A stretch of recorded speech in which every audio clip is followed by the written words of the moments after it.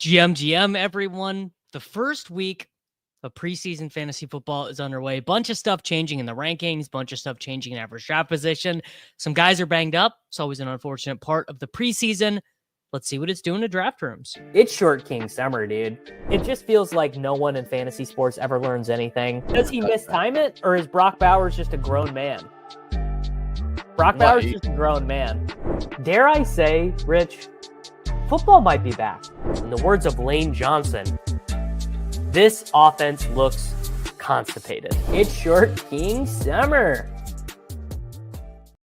All right, GM, everyone, hopping into a Best Ball Mania fantasy football draft. We are in the room. Looks like we need 7 more to fill. Been a busy day here over at Davis-Matic Industries, working on some rankings. Probably going to have that out tonight. Also going to have a big update to the draft guide. So if any of you purchased the draft guide, the link down below or over on the Patreon, or maybe you're a subscriber to patreon.com/DavisMatic, there's going to be a big update over there. Basically like the guide to how are you going to beat your idiot buddies in your home league this year is coming up there. But yeah, we got a lot going on. Yeah. Actionable news per M Stockton, where blind seals see. Wow. Madison Beggs, huh? Wouldn't know about that. Of course, sad. Alexander Madison, season-ending injury. It's always a bit of a bummer, man. Alexander Madison, never forget Alexander Madison's heroic effort against the Detroit Lions, filling in for Dalvin Cook. We are picking up pick 4. It's a very nice spot to be picking from. Well, it's a very nice spot to be picking from in the first round. It is not a very nice spot to be picking from in the second round. It looks like StreamYard changed the names again. You guys are displaying as your handles now. Yes, usually it is my Elijah Mitchell bags that are dead by August 11th. I mean, yes, I would like to weigh in on Matthew Stafford. I'm worried, man. I don't know. How could you guys not be worried about Matthew Stafford at this point? Returns to practice. We are 26 days from the start of the season. Yes, Barkley has been going almost significantly lower in my drafts, although he does go at 2 here to Walter's picks. So we are just going to take CeeDee Lamb. I like the 2v2s a little bit better at 21. Bucky Irving, Jonathan Taylor available there. What if you're worried about Stafford and not worried about Puka? I mean, I think you have to be worried about both. You can't be worried about Stafford and not be worried about Puka and Adams. I mean, Adams probably a larger worry, would you guys say? Like, of those guys who are more likely to produce with Jimmy Garoppolo, I would say Puka obviously more likely. My take on the Denver backfield. Well, I don't know if you guys saw this. Well, actually, first off, if you guys really want to know any of my thoughts about what happened in the preseason, if that's your main thing, I did do an entire video about everything that happened in the preseason. It's right here. Massive fantasy football takeaways. If that's actually all you care about, it's 7 minutes, and you guys can come right back. No harm, no foul. Of course I will answer all your questions, but if you truly you really want preseason takeaways, the link is in the chat. It's probably over in your sidebar. You guys can go check that out.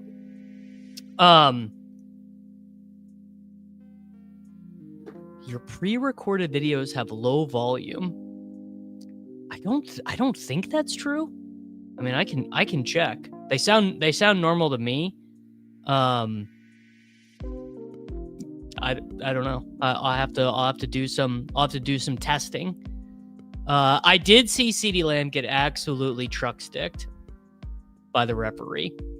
That is true. The difference between Garoppolo and Stafford is massive. Just hard to think of two quarterbacks where there is a larger difference. Okay. Running kind of bad here, honestly. I'm actually going to take Chase Brown.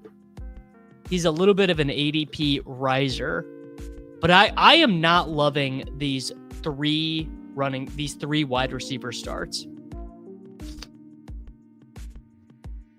Do you ever do a significant early reach just to get a very unique start? Never in Best Ball Mania. I would never do it in Best Ball Mania. I would occasionally do something like that in the Puppy or one of the single entry contests like the Golden or something, but I'm not wasting a BBM bullet on a poor projection. How'd you feel about the Eliminator team you drafted this morning? I have no idea. I was probably doing, like, honestly, 10 drafts at a time. So it's hard to keep track of which one.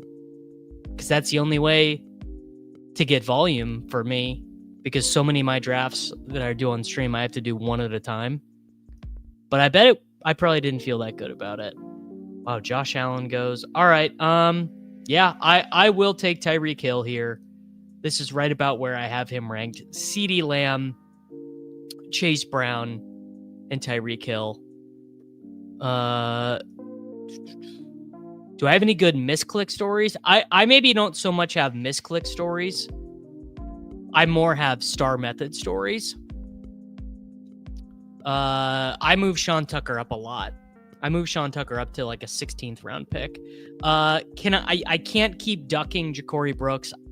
I'm gonna guess I probably can keep ducking Ja'Cory Brooks because he's looking like the wide receiver 5 on the Commanders. I mean, that honestly, if you are a huge Ja'Cory Brooks guy, I would say you got to think that him making the team as the wide receiver 5 is a huge win. Yes, the infamous Ricky Persons in the Ron, Liam, and Jacob main event. Does the Fields line of 14.5 touchdowns worry you about Garrett Wilson? Not really. You know, I think we all understand what we are getting into with Garrett Wilson. No, I don't think Trayshawn Holden is eliminating Jalen Tolbert, but I think Kevontae Turpin might be ahead of Jalen Tolbert, or at least in more of a rotation than last season. But yeah, you guys should go watch the massive fantasy football takeaways from preseason 1 video because it's not doing very well. Which I was surprised. I thought that would be a video that would do well. You know, what can you say? How would I dress like Pete? Are you going to dress like Pete on Wednesday? What would that just be, wearing a tank top? A tank top and like a backwards hat, I guess. Yes, this is indeed an Aston Villa jersey. Are you a ball knower?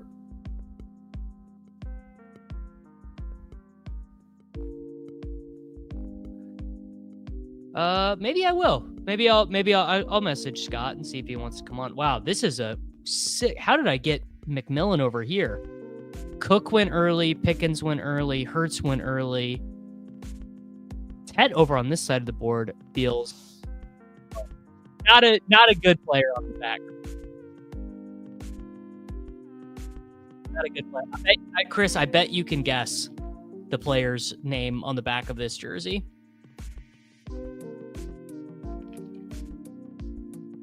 A tank top and a helicopter hat. Yes, the dog just turned 1. My golden retriever Murphy just turned 1 like 25 days ago, I think. Maybe a little bit longer than that. Wow, 5th round Rashee Rice. I'm going to do that too. How good do I feel having taken Chase Brown right here? If I skip on Chase Brown right here, I cannot afford. No, it's much worse than Jack Grealish. It is the first marquee signing after I became an Aston Villa fan, Chris. It is Philippe Coutinho. I don't care about anything Braylon actually did. Oh, I'm a huge fan of Trevion here. I moved Trevion way up in my rankings. Look at this. I've got Trevion. Well, actually, not as high as I thought. I moved Trevion up to 52. I thought that'd be real high. It wasn't. But you can't pass on Rashee Rice at 52, I don't think. Let me come back to... So, Braylon is obviously a good player. He's got his whole life ahead of him. But if Isaiah Davis is playing third downs and Braylon Allen is coming in to play some early downs, it's not great. The streets, well, he had that incredible game against Manchester United, and then it was all downhill from there. Alpha RB in the 9-hole, Dennis Starr 101, goes Ashton Genty at 19, Jonathan Taylor, Kyron Williams, Breece Hall, Chuba Hubbard. Incredible stuff. See, Peppertoni, this is wrong. It's not an insane overreaction to Breece in the preseason because they've been telling us this the whole time. They said, we'd like to use Isaiah Davis. We'd like to use Braylon Allen. We'd like to use all three running backs. Aaron Glenn said, oh, we have three really good running backs. So they're just doing what they said they were going to do.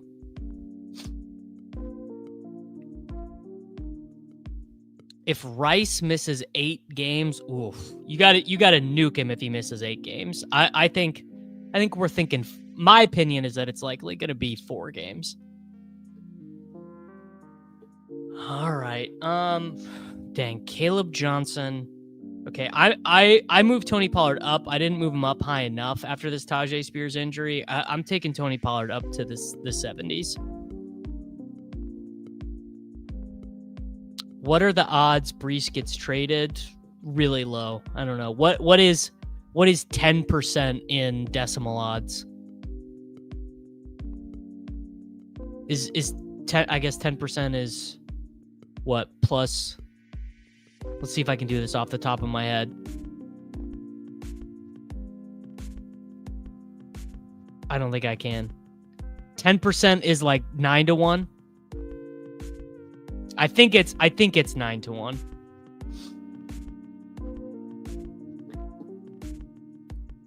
All right, and we can take Caleb. Actually, this is a bigger fall on. Oh dang, Jennings went. I got auto drafted. Okay. I'm gonna take Laporta. I've got very little Laporta.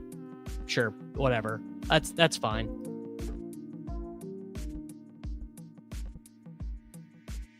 Yeah, I've had Pollard ahead of ADP for most of this offseason, but his primary backup suffering a high ankle sprain with the third running back being a guy who can't play passing downs. Like, even if Khalil Mullings makes the team as the third running back, I don't expect him to play on passing downs at all. So you have Tony Pollard, almost certainly a monopoly of the goal line stuff. All the third downs, I'm kind of buying on Cam Ward. I mean, what is the difference between Chuba Hubbard, who goes in the 5th round, and Tony Pollard right now? Like, truly, what is the difference between Hubbard and Pollard? I don't think you're gonna find one. You could argue Pollard actually has been better.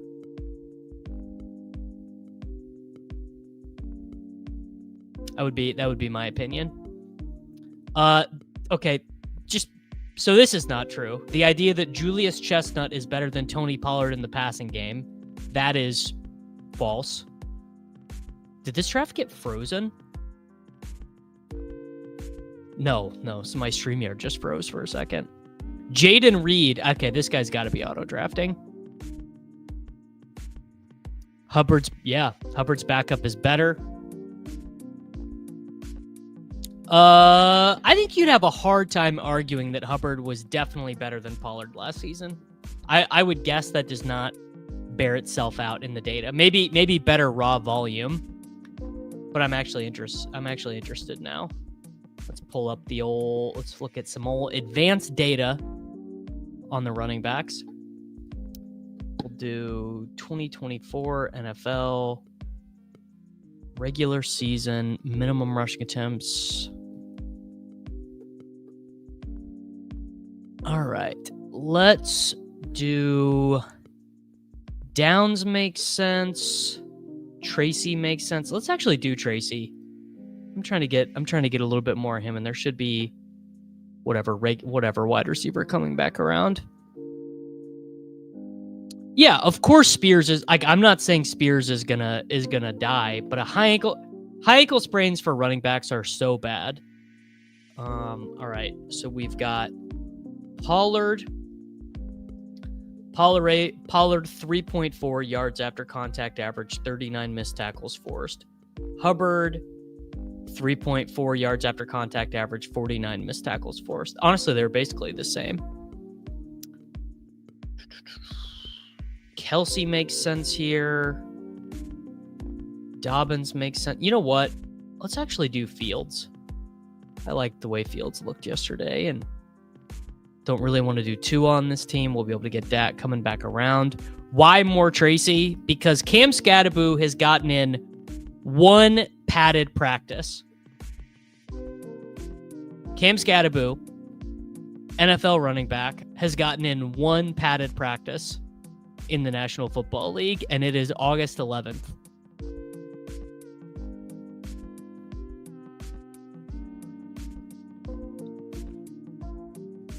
I don't know if that seems that good. That doesn't seem that good to me. No, Scadaboo is injured, brother. Scadaboo has a hamstring injury. All right, little team recap for us here. CeeDee Lamb, Chase Brown, Tyreek Hill, Taroya McMillan, Rashee Rice, Tony Pollard, Sam Laporta, Tyrone Tracy, Justin Fields. Maybe I should have just sucked it up and taken Pittman Jr. here. Dak Prescott goes to the Pickens drafter, which is whatever. That's totally fine. We can take Goff coming back around. Maybe Shaheed gets back to us here. We are talking about practice. The robust running back drafter taking Michael Pittman Jr., a tale as old as time. Who does the robust running back drafter take now? I also really, I would have actually doubled up on tight end there potentially and taken Mark Andrews. Brandon Ayuk. You love to see it. Could kind of go a couple different ways with this next pick. I do like Shaheed. I don't mind taking Goff with Laporta. Running back is basically dead here. Yeah, I moved Spears way down. We've got Kirk I would consider taking. It's a little bit early for Kirk.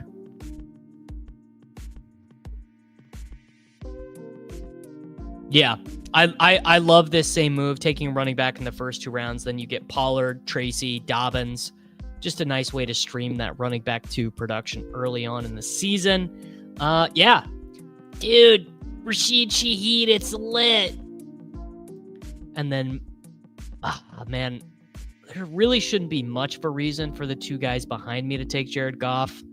But you never know. You never know with the old Goff drafter. The robust running back drafter with three wide receivers who aren't playing week one. Man. Yeah, the Jayden Reed thing, that was one of the secret injuries.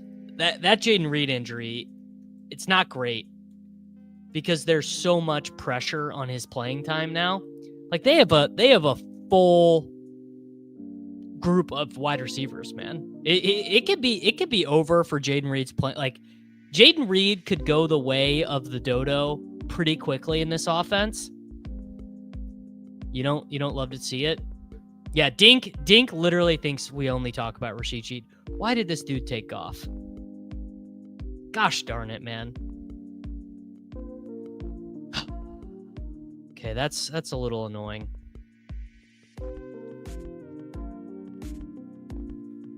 All right, we're gonna take Kirk and set up Stroud.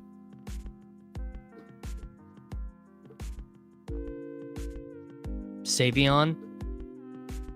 I mean, I don't really believe this, but guys, I'm telling you, these slot wide receivers who are banged up quite often, it's not good, man. Like, I don't here. Let me run. I will run a stat head filter and see if I can find anyone kind of comparable to Jayden Reed. Do I really think Jayden Reed's going to go to 0? Absolutely not. Gosh, this guy to my left, Janny Rad 272 owned me so hard taking Goff there. Reed has been awesome before. Don't get it twisted. Jayden Reed is a phenomenal player. All right, we'll go descending total receiving yards. We'll go since 2010 to 2025. Played at wide receiver. Trying to think of the best way to run this filter for like Jayden Reed's lack of receptions. So we'll go under 130 receptions.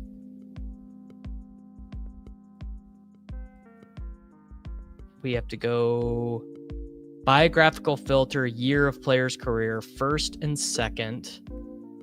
We'll go over 10 touchdowns. That's probably a good way to do it, right? Yeah, we'll go over 10 touchdowns. Find combined seasons. This should get us a good list. All right, we'll do, yeah, whatever. We'll just take Tua with Tyreek.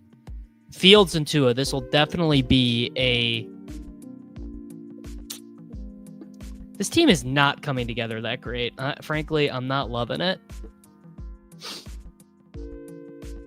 I have Horton ranked like 198 or something like that. It is more good news for Tucker Kraft. Wow. 142 overall. Braylon. Can't even say it's bad. Stefan, just a little tip for the stream today and future quality content this week, sir. Thank you. Yes, this was very funny. They have Stafford in like a cold tub inside of that crazy looking thing outside of the building. Dude, I moved Ricky Person way up, brother. Samson got picked immediately. Unfortunate. We do need a running back. These are the worst running backs imaginable, so I'm actually going to pass. Gosh, this is a dead part of the board. All right, I'm just going to take Kyle Williams. That's who I want to take. That's who I think is a good pick. Kind of having a tough one here. That's what I'm thinking. WJQ. I do think the Rice news probably hits relatively soon. Feels likely. Give me Spears in the 14th over Pollard in the 6th. I disagree on that. Oh man. Okay, so this is going to be a really funny list that I'm about to show you guys. So this is combined seasons 2010, played wide receiver in the regular season, requiring receptions less than 130, but touchdowns over 200. So obviously some huge names here. A.J. Brown, Allen Robinson, Calvin Ridley. But then you have guys who fell off the freaking face of the earth. Allen Hurns, Chase Claypool, it's another huge hit. Alshon Dez, John Brown off the face of the earth. Martavis Bryant off the face of the earth. Denarius Moore off the face of the earth. Terrence Williams, gone. Cooper Kupp, massive, massive hit. Jameson Crowder off the face of the earth. Sterling Shepard, gone. Christian Watson, interesting there. McCole Hardman, that's really funny. Jahan Dotson. Titus Young. Seth Roberts. That's a really funny list. Which basically, to my point, like obviously Jayden Reed can be a massive hit, but guys of that ilk can be non-hits really quickly. Yeah, too long didn't read. Jayden Reed and A.J. Brown, same player. I think the market is assuming 4 games for Rashi. Isn't that what you guys think? The market is saying 4 games. Pollard or Caleb Johnson? Pollard, I think. Most shocking player. I mean, this one is not even hard. It's Juju Smith-Schuster. Oh, dude, we are just dead at running back now. I gotta take Jerome Ford. I need a chaperone. Yeah, it's definitely Juju Smith-Schuster in terms of a shocking player to go from. There was like a stretch where Juju Smith-Schuster was the dynasty wide receiver 1.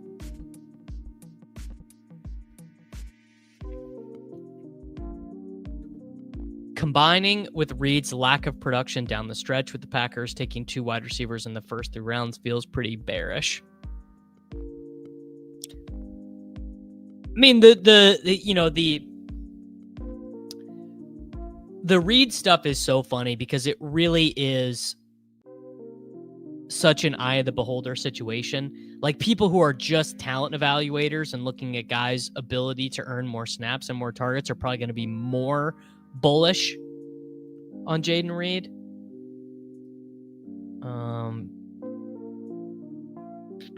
Laporta. Man, this is just crazy. I mean, I'm going to take Trey Harris here. No, I still need a running back. We'll take Woody Marks. Allen Robinson did fall off hard. Miles Sanders is banged up, hasn't practiced in a week.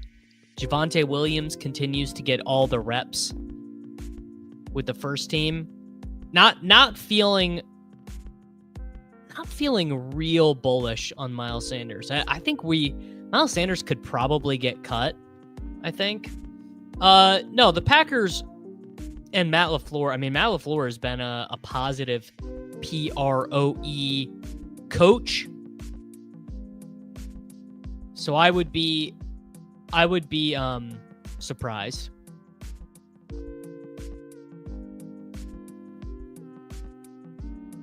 I mean, that it's insane to have taken Woody Marks over Trey Harris right there, but structurally, I think I had to do it. The thing that's happening with Trey Harris is he's starting to draw negative performance reviews. I saw a Chargers beat writer today tweet, Trey Harris's drops at camp are becoming such a storyline that people aren't talking about Quentin Johnston's drops anymore. Stay woke. Yeah, this is simply one of the teams of all time. With Hampton, Henderson, and Harvey moving up boards, does that change your strategy when waiting for running backs in later rounds? No, not really. It probably just changes the names that you would take.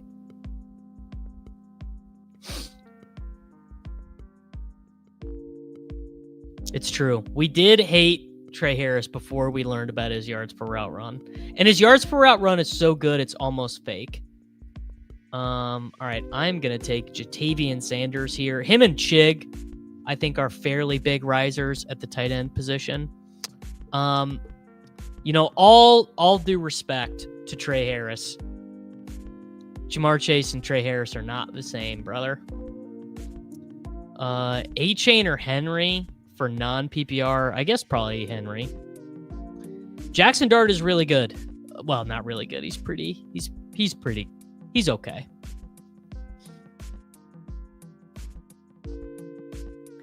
There you go. Isaac Tesla, one of my favorite 18th round guys. You can't even get him anymore.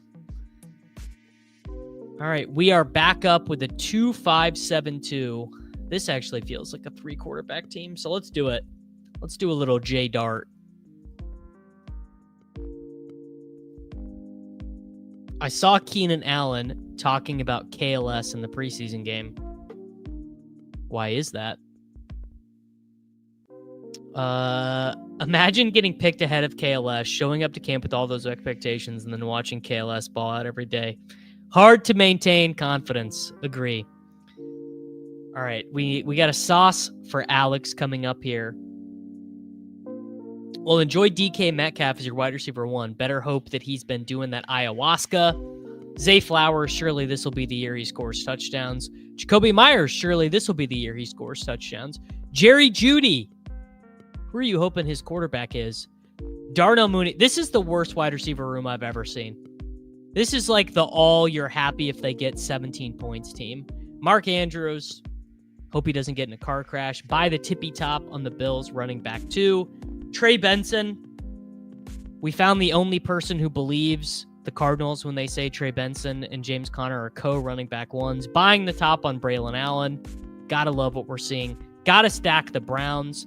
Gotta stack the Browns-Steelers game. Blake Corum, gotta buy the top there. Gotta double handcut Kyron Williams. And you gotta take Calvin Austin III. I mean, anytime that you can stack a game with a team total of 28 in week 17, you got to do it, Alex.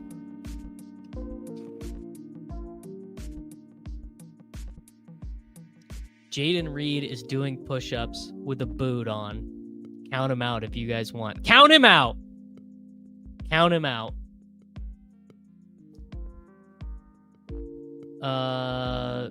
I moved Tucker and Corum up quite a bit. I didn't move Corum to the 170s. I did move Tucker up into the 170s, though.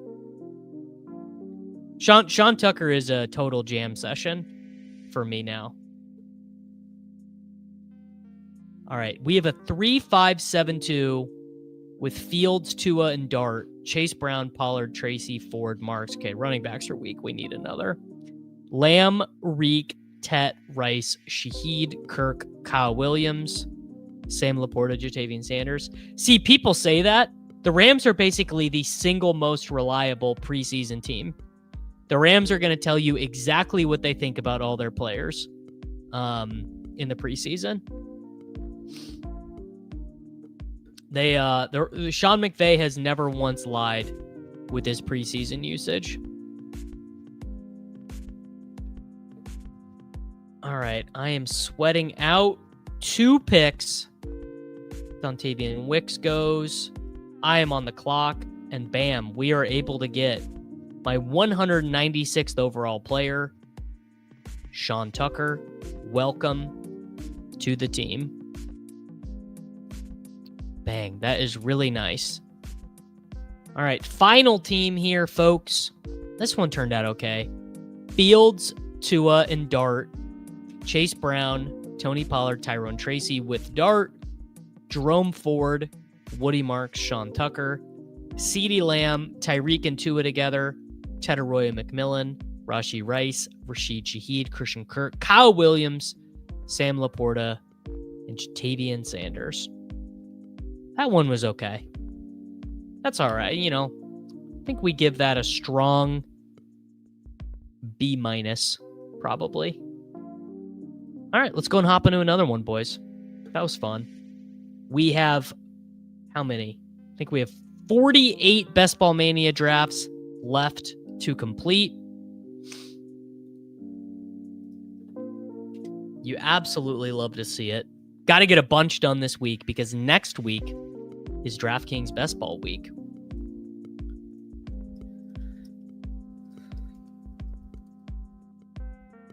Which means we will be streaming DraftKings Best Ball drafts next. Wow, and an Influencer 101. You try and keep a good man down, but you can't do it.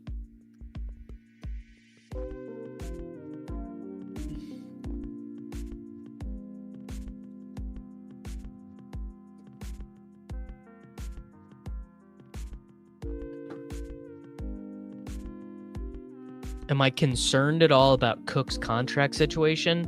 No, because what option does he have? What is he going to do? Is he going to hold out? The Bills are not going to pay him. So it's just like, well, you really has no hope. Yeah, Best Ball week, bunch of promos, bunch of tickets, things like that. Are you going to have a special promo for us if we sign up on DK next week? Yes. Yes, I will. If you use promo code MATTIC over on DraftKings, you will get a deposit bonus and some tickets and things like that. Jamar Chase at the 101. Yes. I have not shaved the mustache in like 2 weeks, so it is real thick right now. Do you know even generally what the promos for DK Best Ball Week will be? Took like 25% of the total prizes on preseason last week, so I'm going to max. Well, shout out to you. No, I have no idea. Not even generally. I can guess, though. Yes, splash code if you're looking to sign up for the Slappy Survivor, as you will.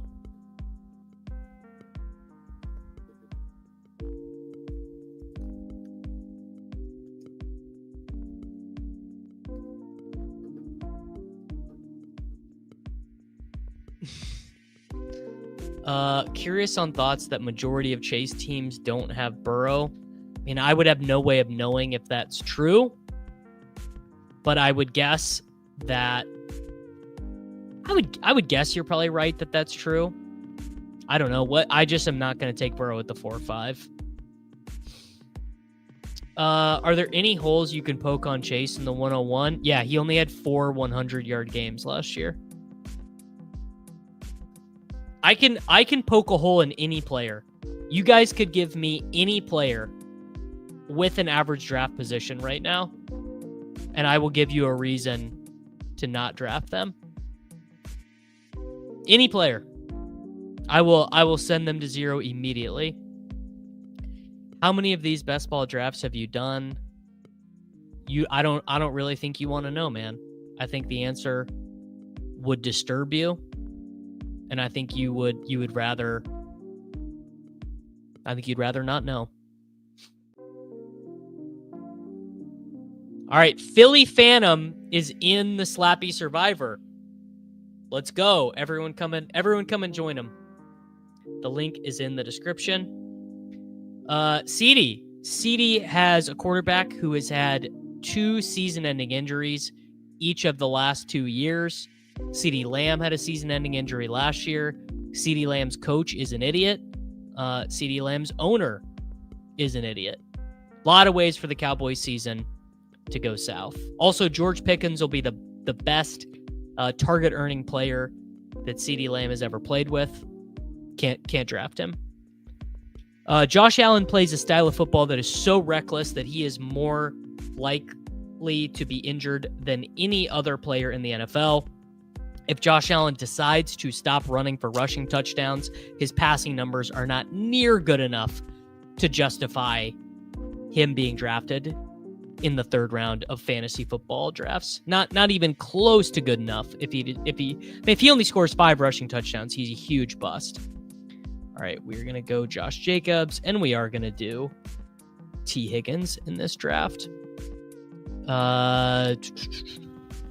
Brock Bowers. Brock Bowers is a tight end for the Raiders, and he is playing with Geno Smith, who is normally not used as tight end. Chip Kelly was a huge failure the last time he was in the NFL. Pete Carroll was a failure the last time he coached in the NFL. Raiders could be the lowest scoring team in the National Football League. Why would you want a tight end there?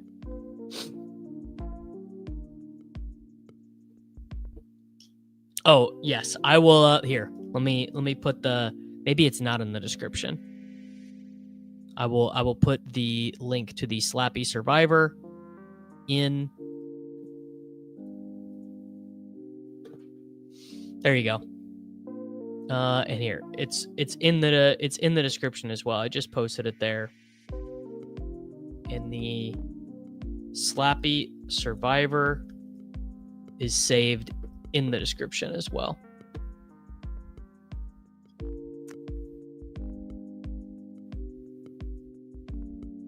Oh, I see weapons yet? No, I have not. I just, it's kind of hard to get to the movies actually when you're in your 30s, man. You'd be surprised.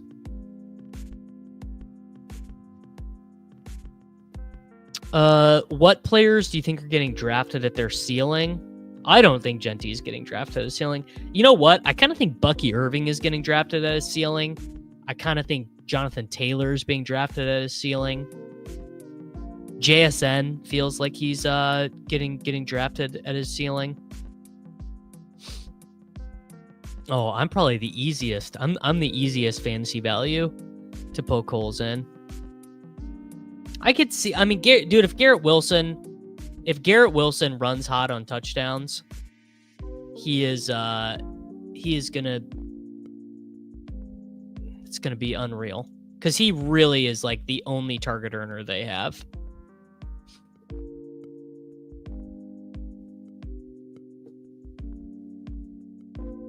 Yeah, that's what they're saying, brother. That's what they're saying. I personally do not see a path to Drake London being the number 1 overall pick next year because his running back teammate, Bijan Robinson, is going to, I think, dominate such an insanely large percentage of the offense. That's my opinion, though. I can see Marvin Harrison being drafted at a ceiling. Absolutely. That makes sense to me. All right. Chase Jacobs Higgins. Honestly, the 150 puppy 3 slows over the weekend, absolutely no sweat. It's not annoying yet. All right. I'm going to pull up Trevion Henderson to this turn, and I'm going to select Rashee Rice, and I'm going to win fantasy football this year. Week 10? Who cares about Week 10, bro? Jamar Chase, Josh Jacobs, T. Higgins, Trevion Henderson, Rashee Rice. Week 10, I'm going to be first by 1,000,000 points in my pod by Week 10.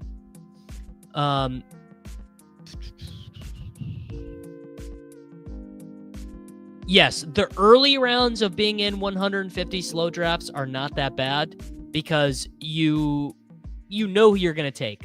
Like, I know what my ranks are in the 3rd round. I know what my ranks are in the 4th round. Where it's going to get super annoying, I can tell you guys where being in 400 slow drafts at the same time is terrible. When you have a bunch that are in the 9th, 10th, and 11th round, and you're trying to figure out your stacks, and every team you pull up, every single team you pull up, you can't just take the guy who's highest by your ranking in the position you need. Like, oh, I pull it up, I have 3 running backs, I have 4 wide receivers, I have 1 tight end, so I should probably need a wide receiver. Like, you just pick it or whatever. But it's when you start to need to figure out the stacks.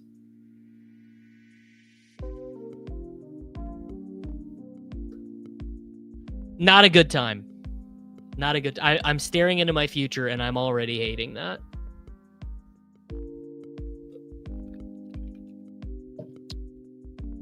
Oh, I get 8 hours a night, brother. I don't play about my sleep.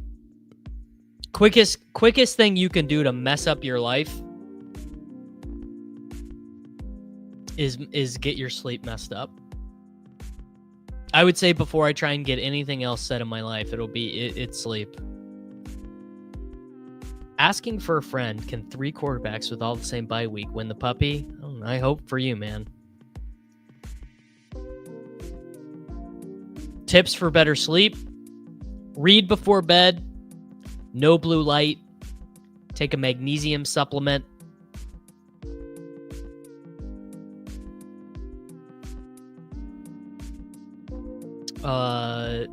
Really, best thing you can do is put your phone away.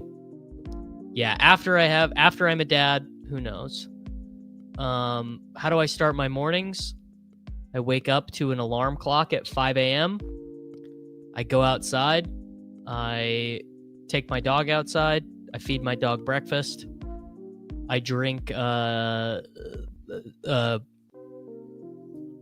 big beverage of caffeine and electrolytes, and I go work out.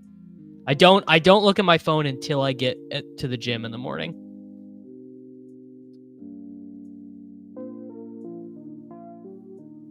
I do occasionally get screwed over on the DraftKings slow drafts. And look, Joe Burrow makes it to me. Buddy, it's better Oh, and we get Matthew Golden. This might be the shipper.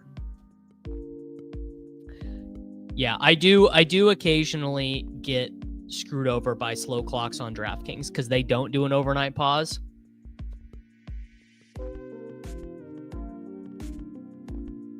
So every morning I have a thing of pre-workout with electrolytes, huge, like probably like 40 ounces of water. It's I put some electrolyte powder in with my pre-workout. It's tedious, but worth queuing up players for all the ones when you're 1 to 3 picks away. Absolutely. It's worth doing that. Oh, yes. And obviously, I guess that I almost said that. I almost said it goes without saying. But yes, obviously included in that beverage is about 8 milligrams of creatine as well. And then when I get home from the gym, when I come down to my desk to start working, I drink black coffee, and I normally don't eat until 10 or 11, depending on the day. Today, I had 3 eggs cooked with half a tablespoon of Kerrygold butter. And that was my breakfast. And then I had a protein bar around noon. And that's all I've eaten. Any kind of protein or any kind of creatine is fine. You can go with Nutricost is fine. I use Raw Nutrition is the brand that I like. But any brand normally is fine. Yeah, sorry. Not 8 milligrams, 8 grams. Thank you. Do I do a protein shake post-gym? Depends. Really depends. Yes, thank you, Bingo Bongo. We do need to land this plane because Jamar Chase, Josh Jacobs, T. Higgins, Trevion Henderson, Rashee Rice, Joe Burrow, and Matthew Golden is about as good as it gets. Yes. So every morning, creatine, normally half an element packet because my pre-workout has a little bit of electrolytes in it, and then a scoop of pre-workout. All in one. It does not taste very good. Okay. Now, a tricky thing here is we are going to be picking at this very barren 8-9 turn. There are like never good picks at the 8-9 turn anymore. We also need to avoid week 10 bye players as much as possible. I don't know if there's anyone. Shaheed maybe at this next turn. Warren maybe at this next turn. I need to avoid Godwin and any of the other injury guys because we are trying to make up for Rashee Rice missing at least a month of the season. Tell you what, Warren or Mason would actually be pretty strong picks here. We probably need to go running back, wide receiver, and set this up to be a 3 tight end team. We can take Gesicki with Burrow. We have Lovecraft. We could do it the next turn, maybe if they fall at 120, 121. Yeah, I think we do Mason, and I think we do Shaheed. Mason.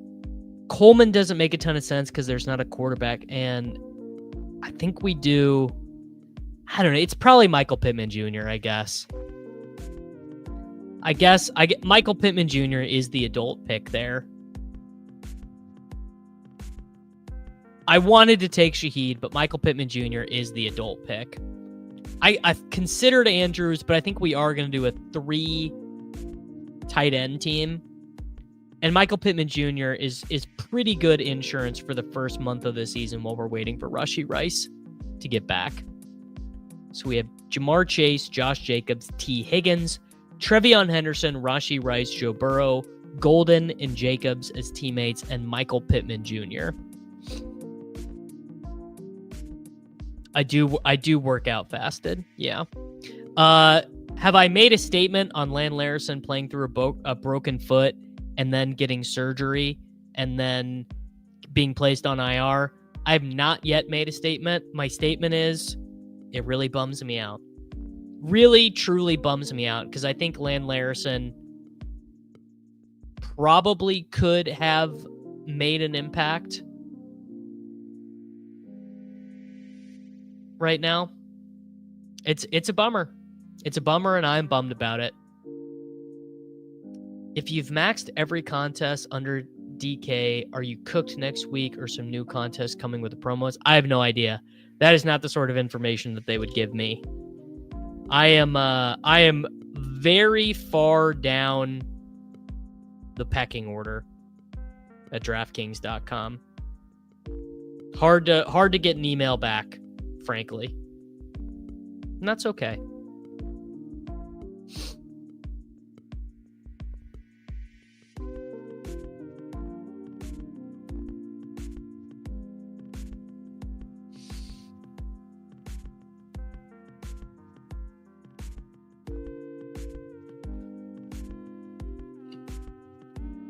Just my opinion, I think the upside of Coleman right there when you have the security of Chase behind is perfectly fine, only because when Coleman hits, that feels like he pops harder than Michael Pittman Jr. can. I totally see that logic. I don't know. I'm just not a Keon Coleman guy, and that's probably me. Well, he probably would have made the team, but he's hurt. He's on. I think they put him on season-ending IR actually. Land Larison. Need the guesses on the promo. So I'm guessing there'll be a promo for the 555 and then the various promos for the various promos for the Millie Maker will just be like, you get tickets back, I think. That's my guess. I really do not know. All right, Jordan Love. Dang it. Colston Loveland goes at 117. He would have been a very nice fit for this team. As it stands now, we are probably going to be taking Jordan Love. Dang, dude, all the tight ends went. Okay, so we'll do Jordan Love first. We do need a tight end, but these are not good tight ends to take. There's really no reason to take Jake Ferguson here. So Jordan Love... He's not by week 10. No, he's by week 5. Jordan Love. Do we take Marvin Mims? Or Tank? Yeah, let's take Tank. Again, wait. Did I get auto draft? No, I got him. Okay.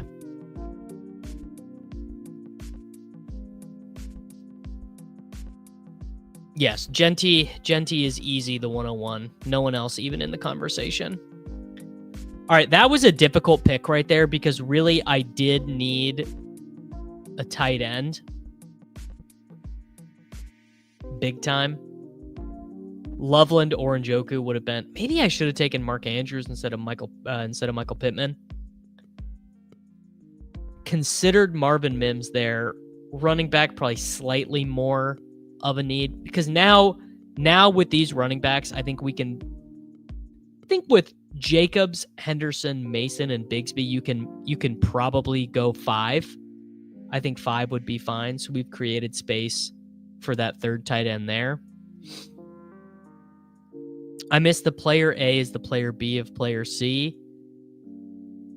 Tank Bigsby is the Adrian Peterson of Alfred Morris's.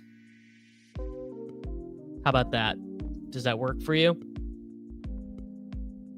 Feels reasonable. I don't know if it would be playing scared. I think it's just like that's the nature of drafting on the turn. When you are at the turn, you just have to make decisions like that sometimes that you don't even necessarily think are good because positional value is just going to matter a lot less at the turn.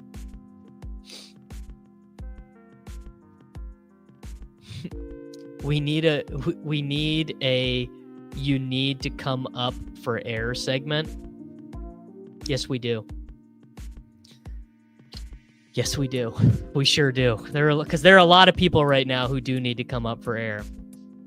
I am still in on Royals. Although I really did not anticipate Jason Brownlee figuring into this equation at all. But I do still draft and do still like Royals. Yeah, this is a very Chigakonkwo coded team. Honestly, what's the difference between Jake Ferguson and Juwan Johnson? Really, just the team they play for, I suppose.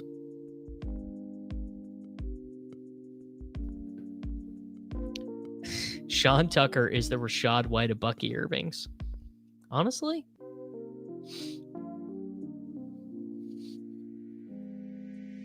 I met Buck because Buck is one of Peter Overzet's video editors. So for those videos over on the Deposit Kingdom channel, Buck edits some of those. Yes, you can pick 3 random tight ends and get a tight end one season combined, but it just totally depends on the layering of those weeks. All right, we are up. Actually feels like getting Goddard here would be a bit of a gift if we get them. Yeah, okay, so that's nice. Goddard there feels like a huge gift, actually. Now, Jayden Blue is a nice fit here. I actually would have liked Keenan Allen on this team, too. These wide receivers, man. Wide receiver is so dead right now. Actually, let's just do double tight end. Let's take Brenton Strange. I feel better about that. We can maybe just be done at 2 tight ends now as well. So the team is Joe Burrow, Jordan Love, Josh Jacobs, Trevion Henderson, Jordan Mason, Tank Bigsby, Jamar Chase, T. Higgins, Rashee Rice, Matthew Golden, Michael Pittman Jr., Dallas Goedert, and Brenton Strange. Again, maybe I could have taken Kyle Williams there. Maybe I could have taken Jayden Blue there. I mean, the difference between Kyle Williams and Wan'Dale Robinson is not large. The difference between Jayden Blue and Braylon Allen or Isaac Urendo or whatever is not that large. But the difference between Goddard and Strange and Juwan Johnson and these guys is pretty large. I mean, there really, frankly, is just no reason to draft Noah Fant, sir. I know we all think it's a fun idea, but Noah Fant is just not going to play for the Bengals. He's gonna run about 17% of the routes.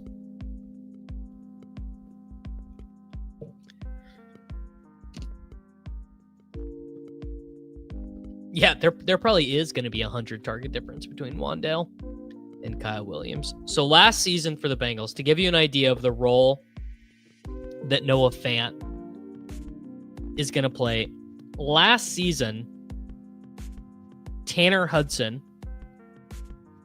was third on the Bengals in tight end snaps, and he played 119 snaps for the Cincinnati Bengals. So if that's the kind of thing, do what you do. Why is there no draftable third pass catcher in Cincy? Well, there is. It's Chase Brown. Chase Brown is going to catch. Noah Fant will not take that role because Noah Fant can't block. Noah Fant is a really bad blocker. So Noah Fant is definitely not going to play. Like, Tanner Hudson is a better blocker than Noah Fant. I believe Drew Sample obviously would still be ahead of him as well.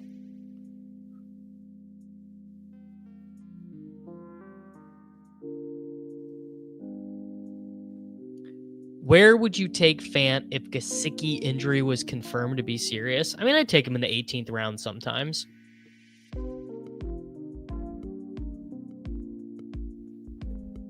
All right, we are up in 2 picks.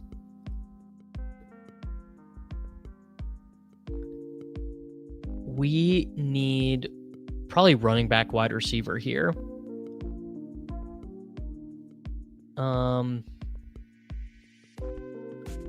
Actually, I think Wan'Dale makes sense for this team because we just need floor for Rashee and Golden. And then I think with Bigsby, we can probably take a swing. Let's do JCM. That's kind of fun. It's fun to take JCM there. Look up James Ripien. He's a reporter for the Bengals. I'm telling you, they're working out Fant in that role. Well, the issue is that Noah Fant and Mike Gesicki are the same player. And Mike Gesicki is the one who's getting paid, and Mike Gesicki is the one who is performing.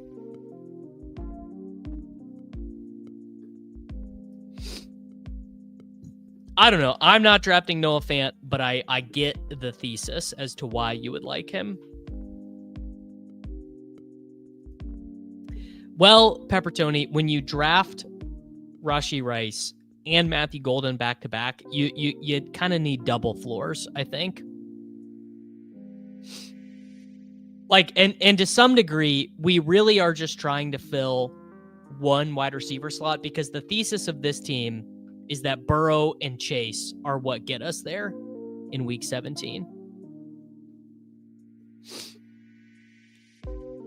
Well, there is some life for Ollie Gordon Bags, but be kind to Alexander Mattison, a tried and true, serious National Football League player.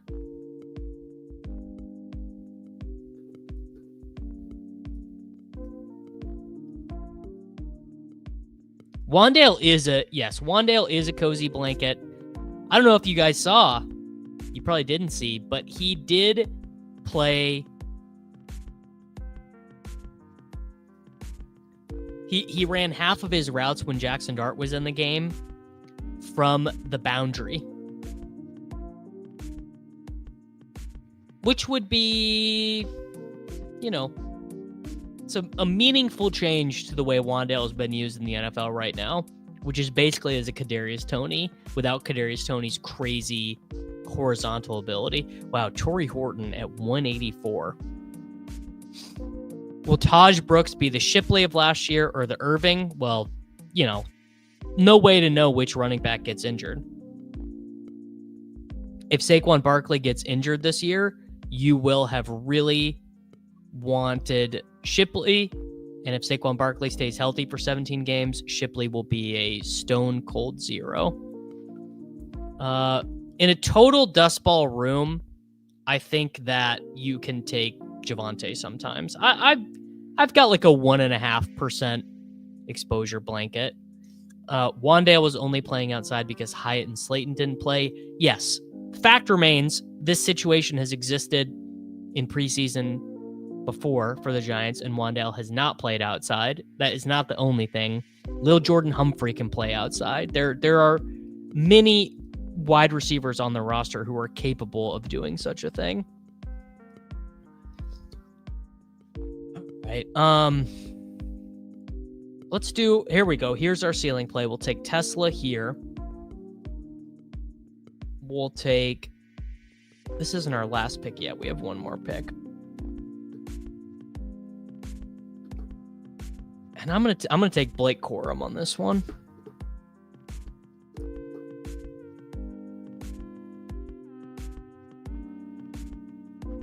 How much can you actually buy that without neighbors? I'll tell you one of the interesting things is like, I believe that Wandale and Slayton could be used in kind of interesting ways around neighbors, because doesn't it make sense to try and use neighbors in the slot? Like, I'm just thinking about how I would use Malik Neighbors. I might like to use Malik Neighbors as like a big kind of power slot, if I was his coach.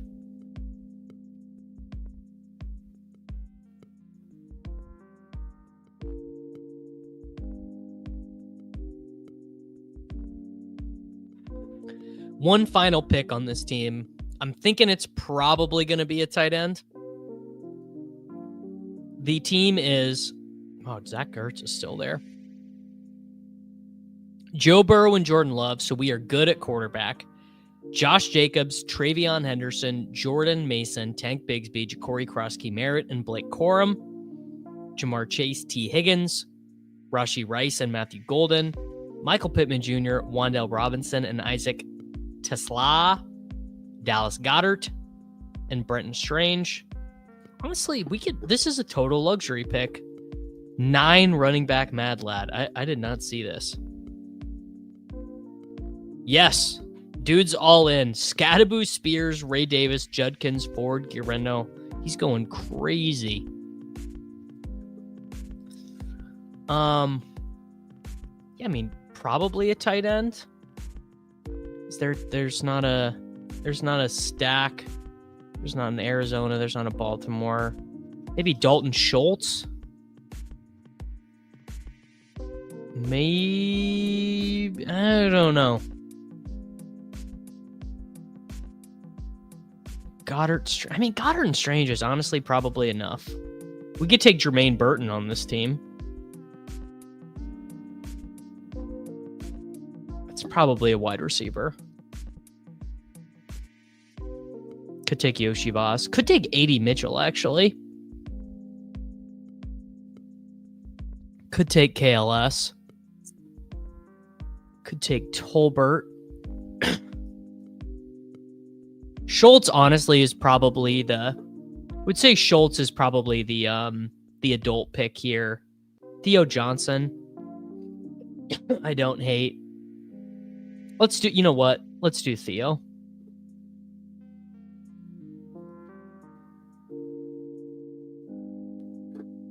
Not taking Bub Means.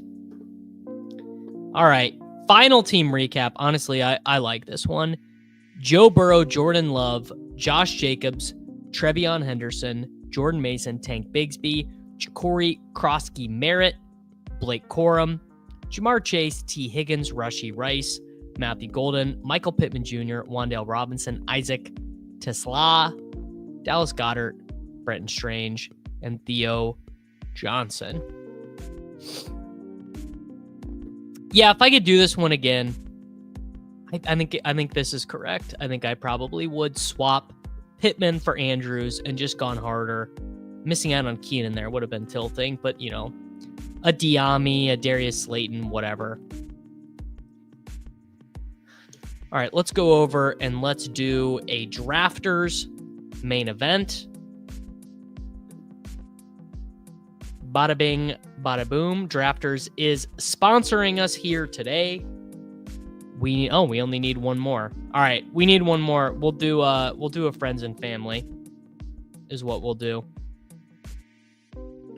I'll put that one on auto. We'll do this one as a friends and family. I would hope you guys would all come and join me over on Drafters using promo code Davis. Their main event is going to overlay. Great way to support the program is to hop in on Drafters Fantasy. Yes, please jump in the Drafters streets and please use promo code Davis if you would be so kind. Oh man, I tell you what, I forgot to do my slow drafts, to zero out my slow drafts before I started today.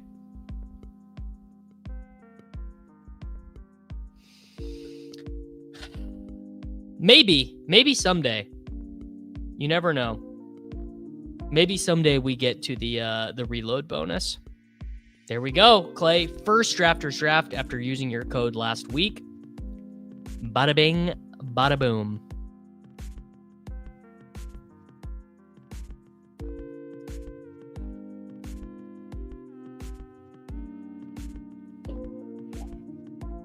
The more, yeah. Well, you know what? You'd actually be surprised for my audience how many people did not have a Drafters account or do not have a Drafters account.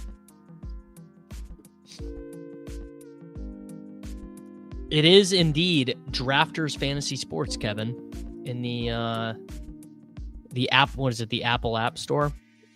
Yeah, the other two. I mean, everyone has a DraftKings and an Underdog account. Two more, my guys.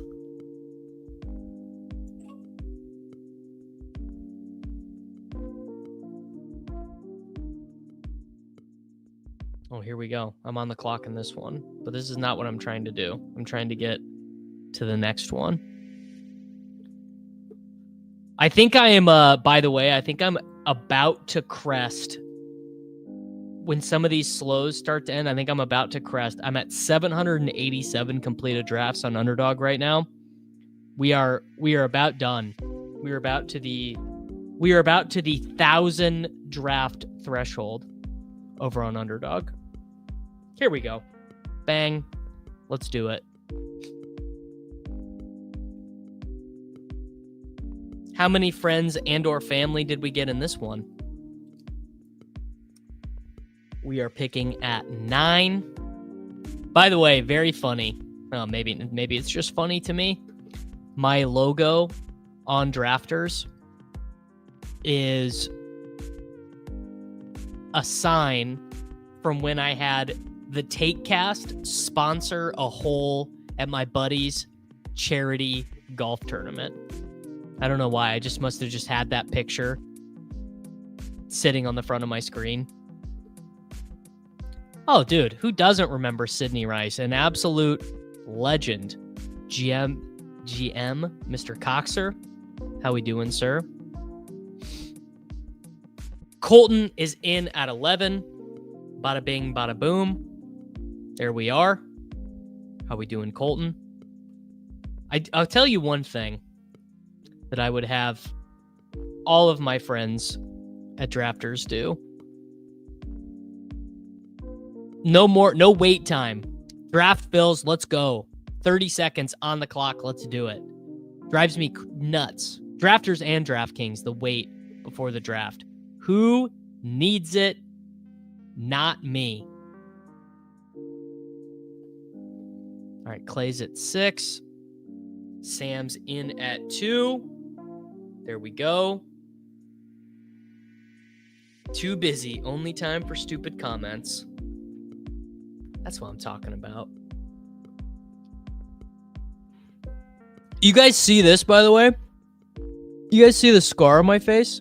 This red line? Absolutely no idea how this happened. It happened while I was golfing yesterday. I think I literally cut my face on a tree or something. Like you're going to go find your ball or you're driving through whatever.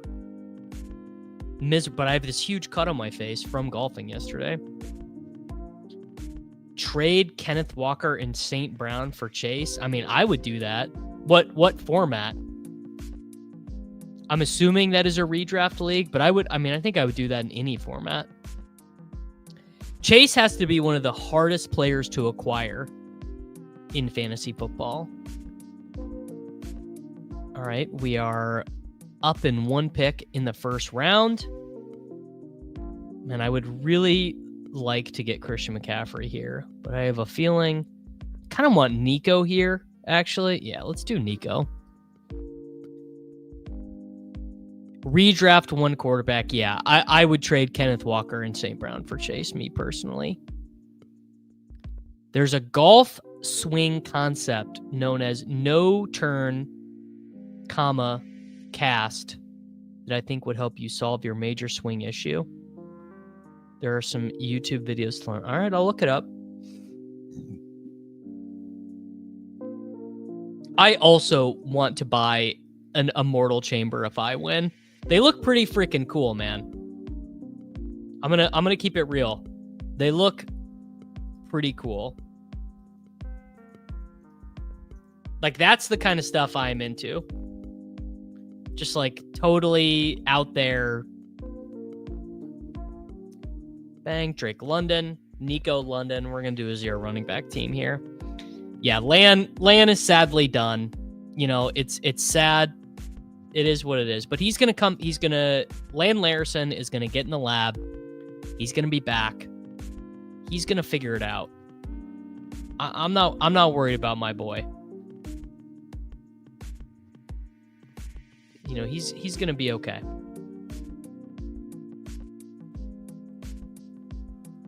What are people saying about Efton Chisholm? Did Chisholm score in the preseason game?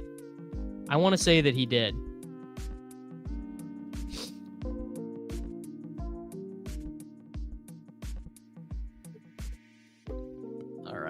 Have any of you guys not seen this Immortal Chamber? Let me see if I can pull it up.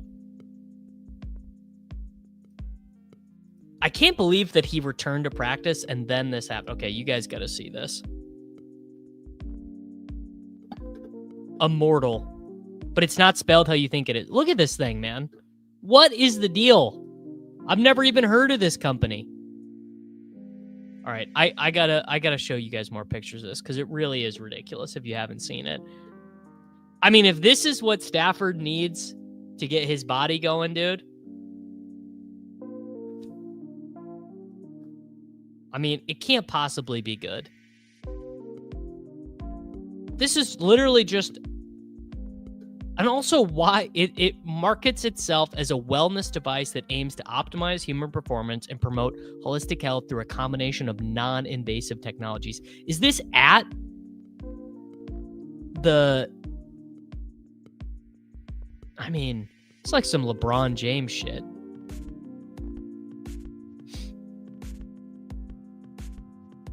Crazy. We had one of those in my public high school. Okay, well then, I guess it's not that serious then. Bang, Kyron. I am, frankly, very excited to continue clicking Kyron Williams. I moved Kyron up a decent smidgen in my rankings. Honestly, I probably was just being a coward before.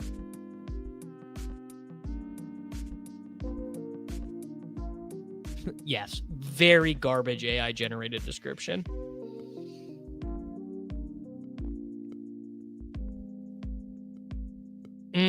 Stafford and Aaron Rodgers are not similar. Stafford is a good old boy from Georgia. I'm not thinking that he and Aaron Rodgers have a ton in common. Let's actually do Jayden Daniels, Nico Collins, Drake London, Kyron Williams, and Jayden Daniels. How much wasted money is thrown at the wellness industry? I mean, billions, dude. Billions.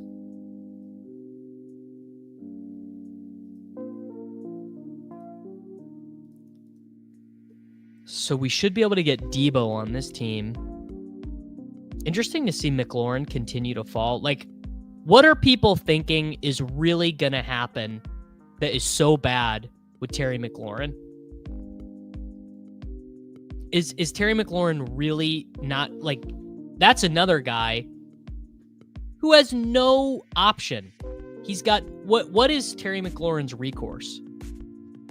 He's going to give up his age 30 season? No chance. Honestly, I think they should trade him. If they can get, I mean, my God, if they can get a first round pick for him, they definitely should. But there's really no reason for McLaurin to be falling, I think. Ja'Cory Krosky-Merritt is pretty close to the slappiest pick on the board. I mean, is there anyone else who is even close? Do you like a Bijan Chase Brown with Jacobs or Hampton with Lamar? Those all feel pretty good.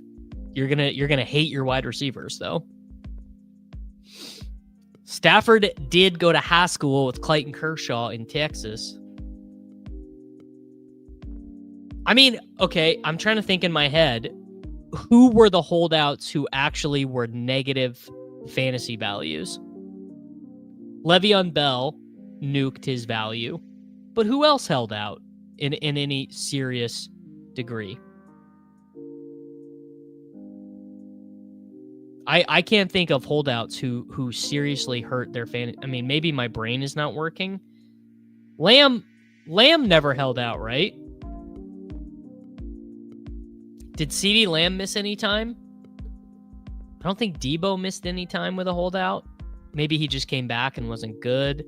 Ayuk did suck last year until he got injured. That's true. It's true. Jacobs, did Jacobs suck after a holdout? I feel like Jacobs was fine.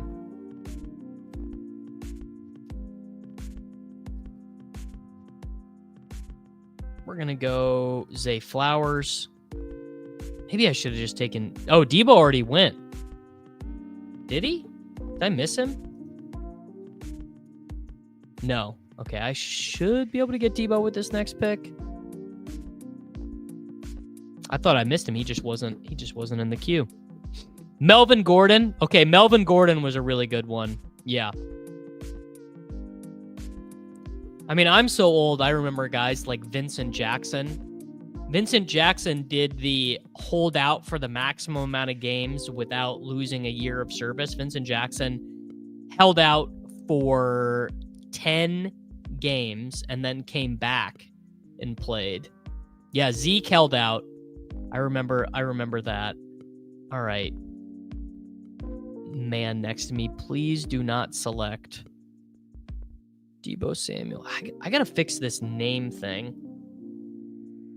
Maybe this is a site error issue, but these names up at the top are really bugging me. Maybe that's probably skill issue from me. No, man, Noah Brown and De'Ami Brown. People love him.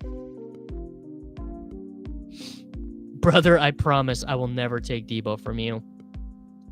What if I am beginning to psyop myself into believing in Debo Samuel?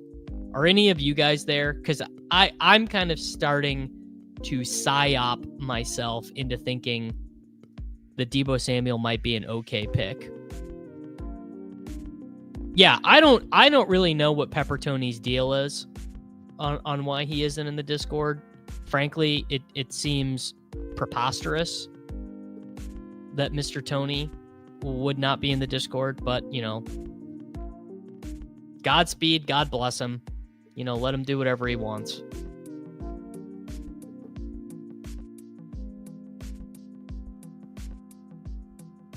No, I think your Debo arguments had nothing to do with Terry McLaurin not being at camp. Are we going to be surprised if Kingsbury throws Debo the ball 10 times a game? I'll tell you what I will not be surprised by. The Washington Commanders running a super horizontal offense that fits Debo's skill set better. Now, ATX Bearcat obviously hitting the truth here, which is it's August. We have been drafting fantasy football teams. I mean, if we're around here, you've been drafting fantasy football teams since what, January? We've come around on every player twice. Reading up on the Immortal Chamber, what a bunch of psychobabble woo-woo nonsense. I'm out on Stafford now just for being into this ridiculous. All right, Joel, I need a summary. You got to hit me with the summary of what the Immortal Chamber is.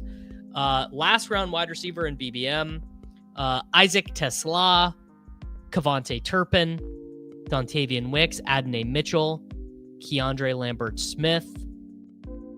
Talking about letting Eckler return kicks. He's got to have a little something left. I mean, I think Eckler has a little bit left. Right? I mean, he's got a little bit left. Oh, man, come on. This is a great Aaron Jones or Jordan Mason pick. I don't even really care which one. Both, I think, are pretty strong marathon scores. I thought Jordan Mason looked pretty good in that first drive with JJ McCarthy. Bang. We will take Aaron Jones, whatever. That was big. Because we were about to find a cliff at the running back position. Sean McVay said the Immortal Chamber Matthew Stafford went into practice during is a red light therapy chamber that the Rams brought in. Well, red light therapy doesn't really have anything to do with longevity or with healing your back. So I guess I'm not inclined to believe that this has anything to do.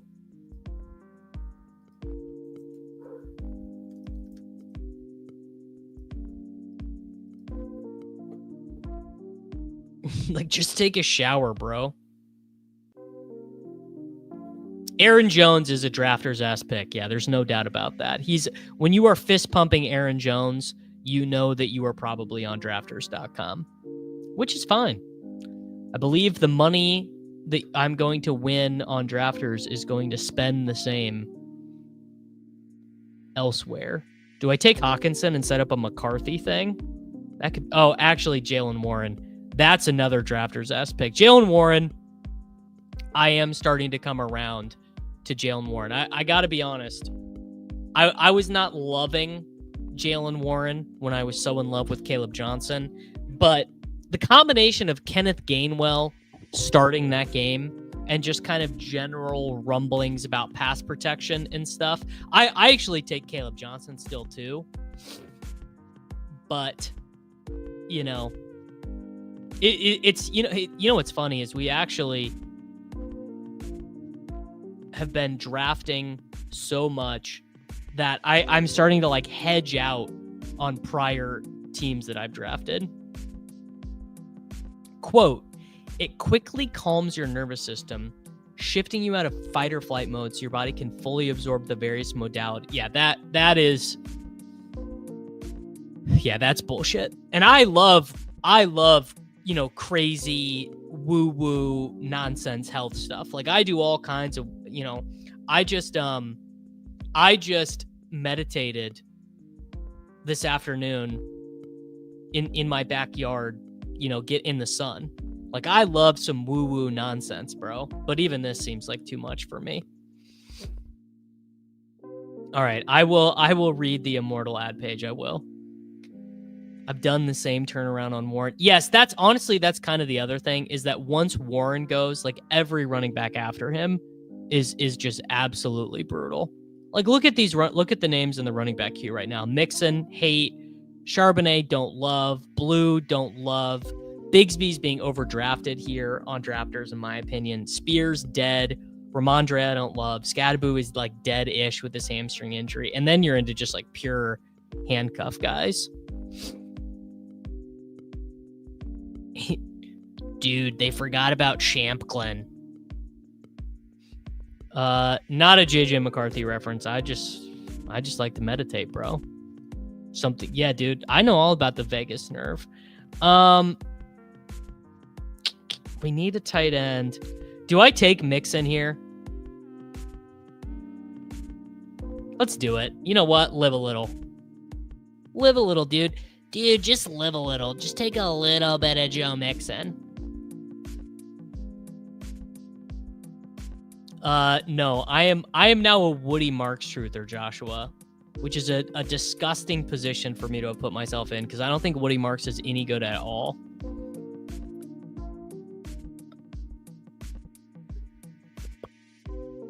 Scott Barrett said his guy said 30% chance he misses week 1. I mean, that does not sound good. What are the chances Tyreek Hill isn't on the Dolphins by trade deadline? I mean, higher than you would think. We'll do Loveland here. Well, actually, no, lower than you would think. Tua's contract is really hard to trade. So let me go, or not Tua. Let's go Tyreek Hill, Spotrac. So Tyreek Hill is due, he counts $27 million against the cap. To be traded, he would cost $28 million for the acquiring team. He would leave $12 million of dead cap for the Dolphins this year, $15 million next year. So I'm not thinking it's real likely that he gets traded. I just do the Apple Watch. Yes, Drafters is cumulative scoring weeks 1 through 17. Draft the league winners and you win.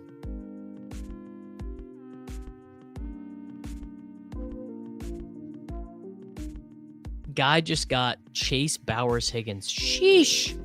Well, I do wonder if he gets cut after this year because I think he only costs $15 million of dead cap to cut after this year, and I wonder if he comes back to Kansas City.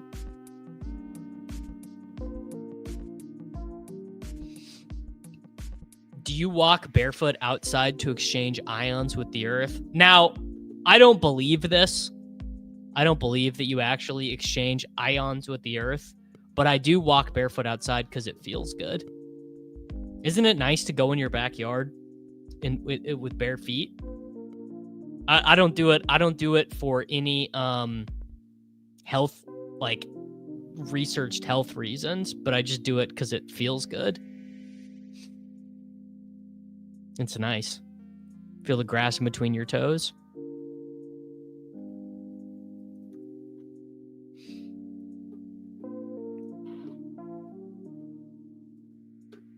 Jayden Daniels, Kyron Williams, Aaron Jones, Jalen Warren, Joe Mixon, Nico Collins, Drake London, Zay Flowers, Deebo Samuel, Colston Loveland. I mean, frankly, I don't think that Tyreek Hill is nearly... I think you guys are misremembering the Antonio Brown situation. Tyreek, to me, doesn't seem nearly as insane as Antonio Brown. I think anyone who has tried to use any kind of artificial intelligence for fantasy football would tell you how bad it is. I'm not thinking AI is going to be any good at fantasy football anytime soon. I try and use AI in my workflow for fantasy football. CJ Stroud with Nico, easy, and it's basically useless.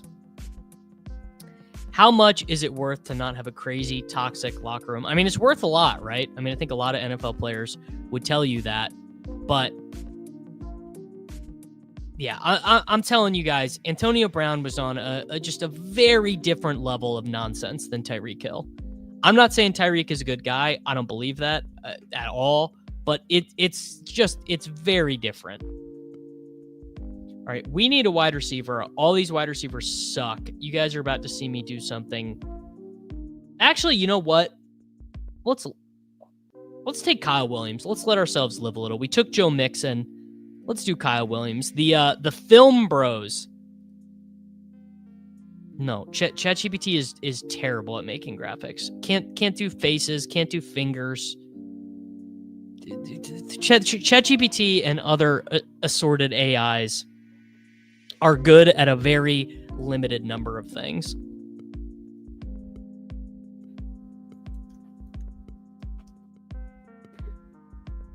Yeah, I saw, so Hayden Winks had a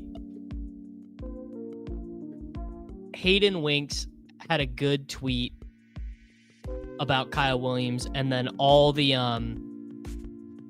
film bros were like, dude, he was open every play. Like, I don't know if any of that stuff is true. I need Nick P to tell me if that's true or not. Nick, please report for duty and let us know.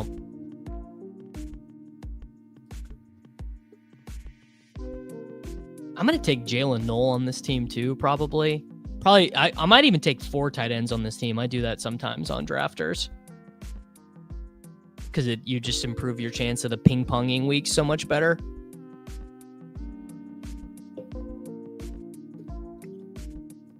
The Trey Harris dip is going to get absurd. So right now, we're about to be at pick 150. Trey Harris has not been... Dude, the market is over Trey Harris. I mean, Keenan Allen, like, he's going to end up going down to where... Is he going to end up going down to where, like, Jalen Noel is?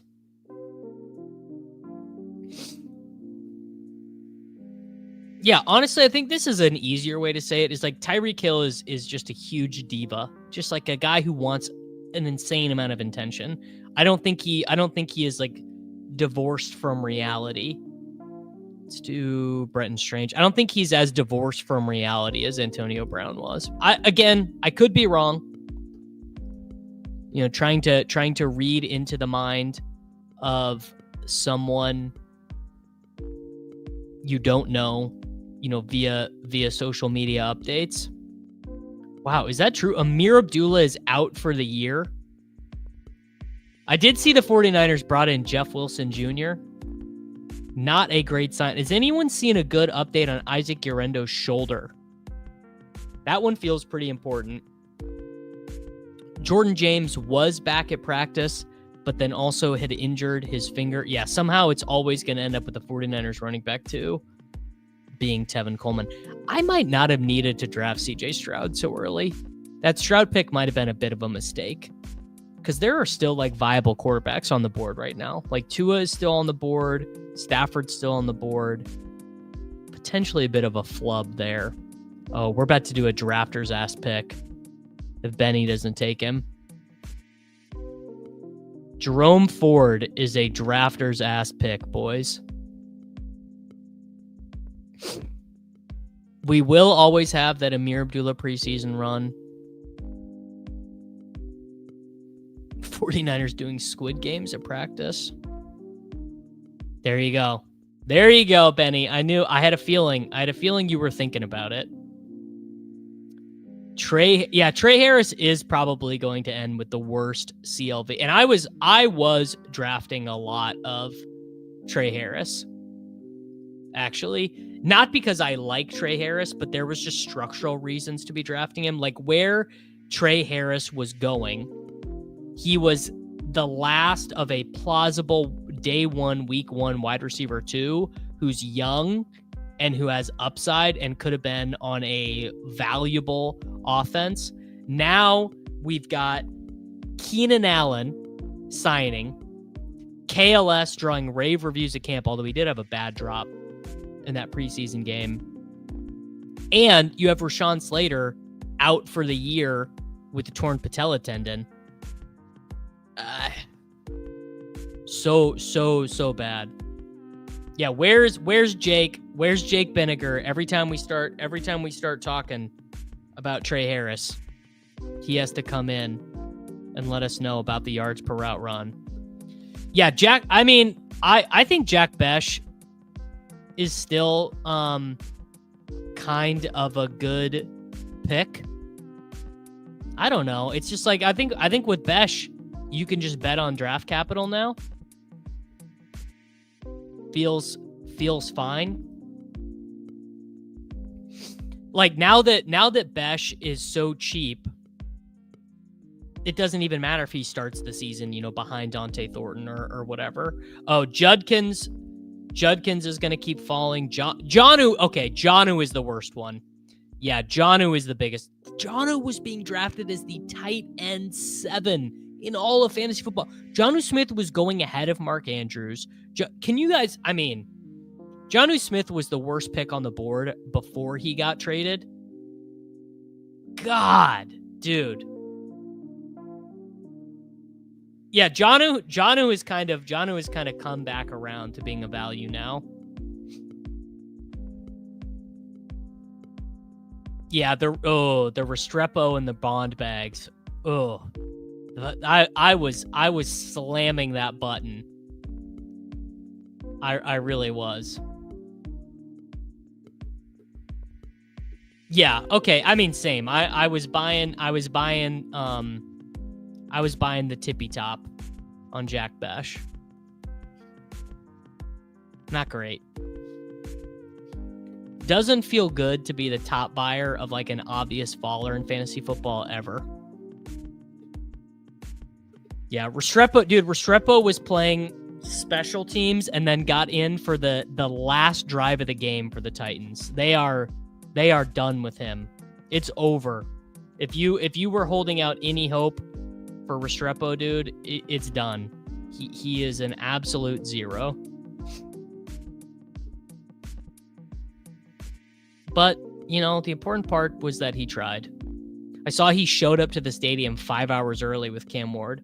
We're going to take Slayton to set up my boy Jackson Dart on this team. Oh, yeah, Najee, really, really bad. Yeah, Ollie Gordon might come back up, although, I mean, they certainly could be a team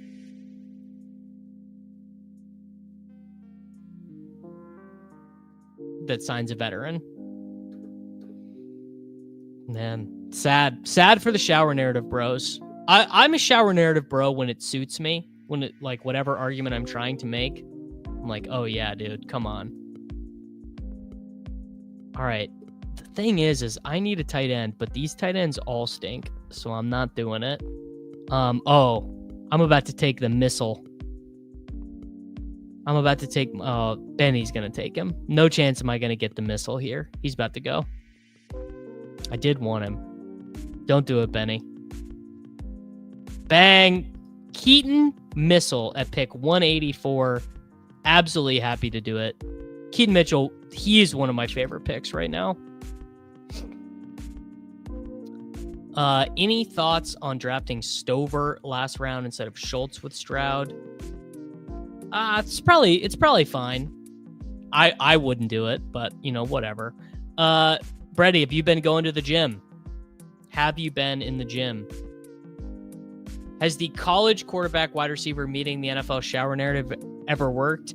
Have you ever heard of a young man named Jamar Chase and Joe Burrow? Have you ever heard of him? Here's a minor example of one. Sterling Shepard playing over Jalen McMillan last year for the Tampa Bay Buccaneers. Baker Mayfield, Sterling Shepard were college roommates. Wow. ChatGPT got Barkley 1 overall. What is the limit to what ChatGPT could know? Wow, is this Liam Murphy's timestamp guy?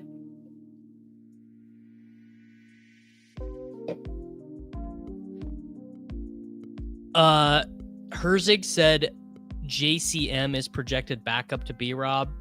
I would say it's more like we see this all the time. Running back 1 gets injured. Running back 2 stays in their role as the passing down, like whatever specialist. And then the running back 3 steps up into the new role. I do need a guy, but I don't pay. Liam has the money to pay. Ain't gonna get that around here. We keep the business by keeping overhead at absolute zero. Jackson Dart, welcome to the club. Glad to have you. Yeah, I would agree JCM is unlikely to replace Eckler and much more likely to replace Brian Robinson Jr. Jalen Brunson, Josh Hart, and Dante DiVincenzo, good example of college pro synergy. Yes, not exact. There are, it is legit. I would say for some guys it is legit. $50 million buy option on Grealish. Come back to Villa, Jack. But you don't want to play for Everton. Come back to Villa on a loan. Say that you're not going to drink any alcohol. And let's just have a good time. All right, probably one more wide receiver, one more tight end. Let's do. Is there an obvious Houston guy? There isn't. Let's take AD Mitchell. I don't know. I'm just feeling Mitchell. Trevion Henderson is really freaking good. Yeah. Slappy the Seal shirt has been delivered. Wow. You guys could be Joey. You could have a Slappy the Seal shirt. How many Best Ball Manias are you done with? I have 48 Best Ball Mania drafts left to complete, I believe. If you need a foul, 48 yards. No, come on. This is, Michael, you were speaking like a man who doesn't remember peak Jack Grealish. An insanely good soccer player. I agree. Palace losing the appeal. Insane. I was rooting for them. We'll probably do 2 more BBMs after this. Keep them ripping. But need to support our friends and our sponsors over at Drafters. A reminder to be using the promo code over on Drafters. Sign up, hop in a draft. Gotta support the sponsors of the channel or the channel goes away. That's how she works.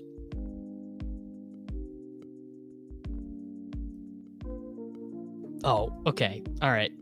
You're non-ball knower. Oh, this is a good question. Where would you rank Puka if we knew it was 17 games of Jimmy G? I think I would move him to the back of the Neighbors, Brian Thomas Jr., Amon-Ra St. Brown tier. Guess I should. I don't know. Don't want to change. The banner, I'll give you a hint. The banner is a graphic. And so I have to go into Canva to go change the graphic, but I guess I should get a Drafters one created.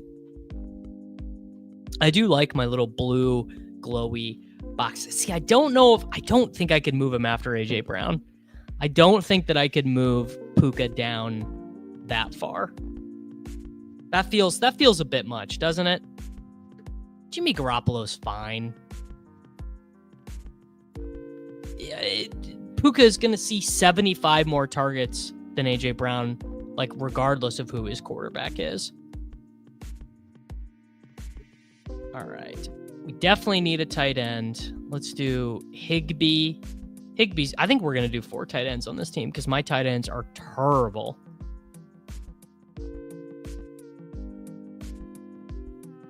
I'm definitely taking Drake London over Puka if it was Jimmy G. That's, you know what? Like, I guess I can't, at the end of the day, I really can't quibble. If Stafford is out, do the Rams trade for Cousins? I don't know, man. Kirk Cousins is owed a lot of money. I have no idea what the Rams cap situation is. It can't be that good, though. Can't take Theo Johnson. I could. Is Dalton Schultz gone? Dalton Schultz is gone. Is Ben Sinnott gone? Ben Sinnott. Nope. Here we go. A Ben Sinnott selection with our final pick of the draft. That's how you know you had a good draft. Ben Sinnott is our final pick here. Our final team is Nico Collins. Well, here, even better. Jayden Daniels, CJ Stroud, and Jackson Dart. Kyron Williams, Aaron Jones, Jalen Warren, Joe Mixon, Jerome Ford, Keaton Mitchell. This team is dust if Joe Mixon doesn't play. Nico Collins, Drake London, Zay Flowers, Deebo Samuel, Kyle Williams, Darius Slayton, A.D. Mitchell, Colston Loveland, Brenton Strange, Tyler Higbee, and Ben Sinnott. Pretty good team. Could be better. Could be worse. Let's hop in. Another 47 Best Ball Mania drafts left to do. Let's hop in another one. And you guys can learn about KLS while you go pee real quick. You want to scroll the F down for Keandre Lambert-Smith. Oh my fucking God. I'm about it. I'm about it. This is too good. Someone slap the Keandre Lambert-Smith button. The first KLS reception, I was like, wow, he is the greatest wide receiver of all time. Is the 9th round too early for KLS? People are asking. 4.37, 40, played at Auburn. This is Darius Slayton vibes. My thesis is at least not that he is Jerry Rice's kid.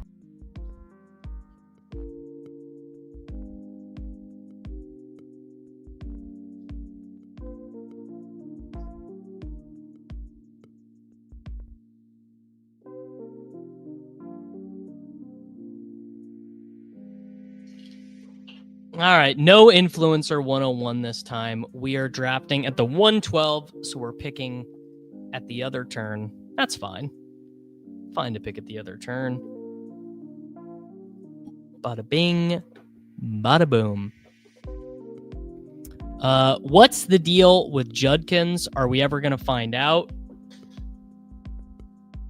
I mean, I don't know. Are we ever going to find out about Judkins?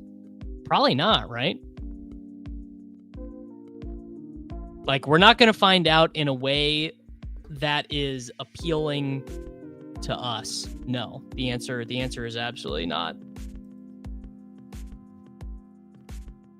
Like, right now, the dude doesn't even have a contract. Yes, as Michael Top says, not being a team employee seems pretty bad. I mean, just to me, it seems not great. They can't suspend him because he's not an NFL player. You can't suspend someone who is not signed under your team.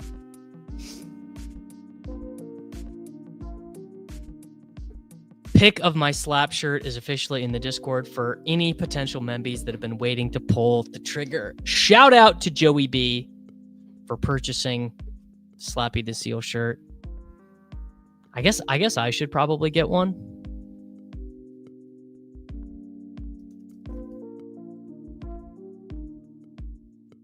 What if Quinshon Judkins is doing this, as Benny says? He's avoiding suspension with unemployment. And he just, okay, hear me out.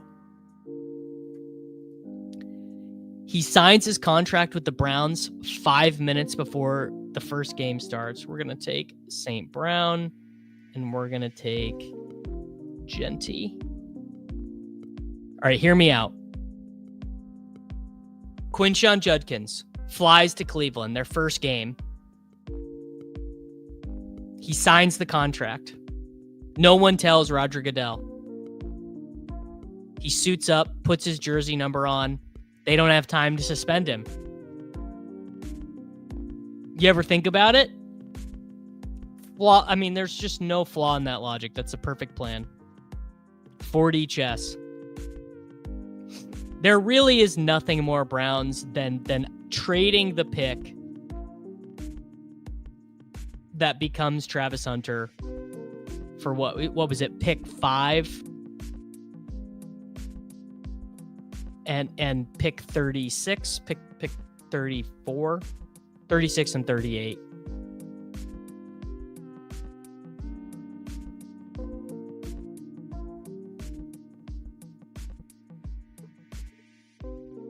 Honestly, this is a great point. We should be thanking the Browns. Not one of us, not a single one of us wanted Travis Hunter on the Cleveland Browns. Imagine Travis Hunter catching passes from Joe Flacco instead of, and we don't even love Trevor Lawrence, but imagine the anger. Imagine the brutality that we would feel watching him deal with this.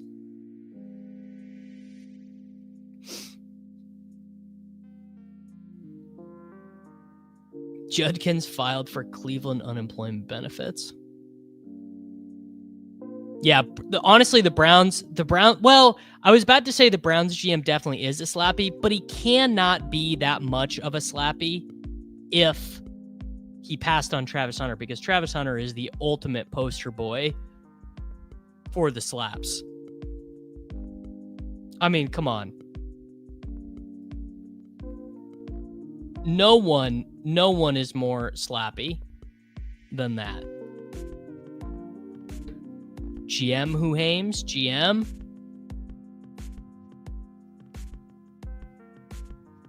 Shadur Sanders to Travis Hunter sounds pretty fire. I mean, Shadur was about the preseason stuff. Shadur was fine.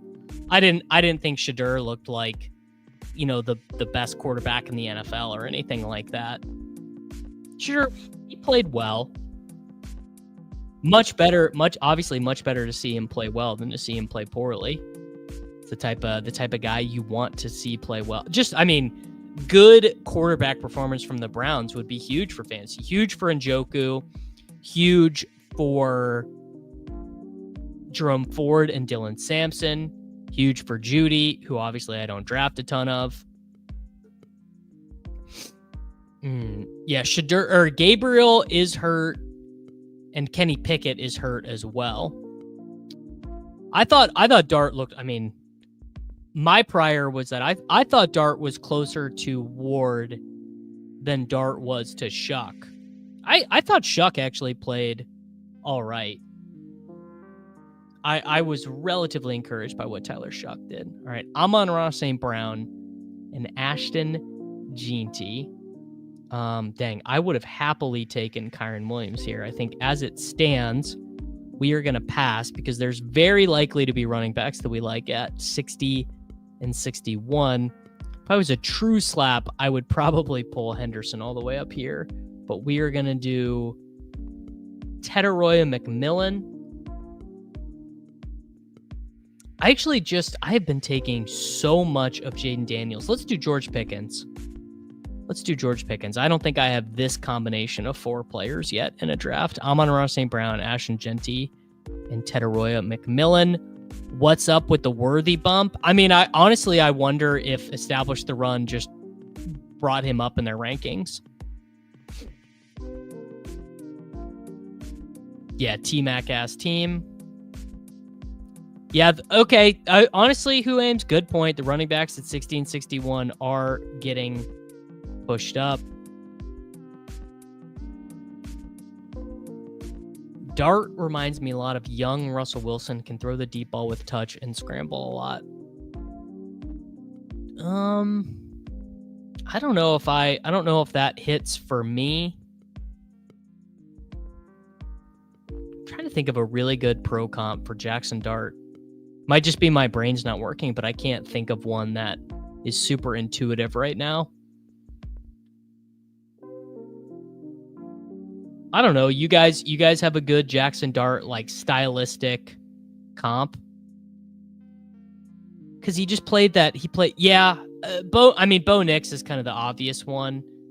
Dart does not remind me of Patrick Mahomes. You might be a slappy if you think Jackson Dart reminds you of Patrick Mahomes. Caleb Johnson is slower than Najee. All right, we have one Caleb Johnson Dipperino slurper. Honestly, it's not unlike Rattler, but I wonder if his big difference from Rattler is that Jackson Dart hasn't spent his entire life with people telling him that he was the GOAT.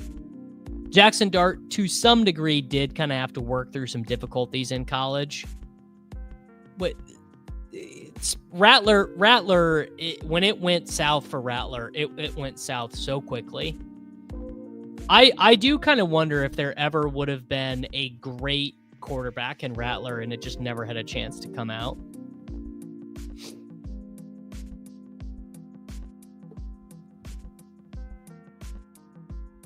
I have one Caleb Johnson out of 200 drafts. Man, I frankly, I like Caleb Johnson. I think Caleb Johnson's a really good player. He's just not very fast. And it's okay. Not every running back needs to run a 4.3. Yeah, I mean, in the 80s, my goodness. In the 80s is crazy.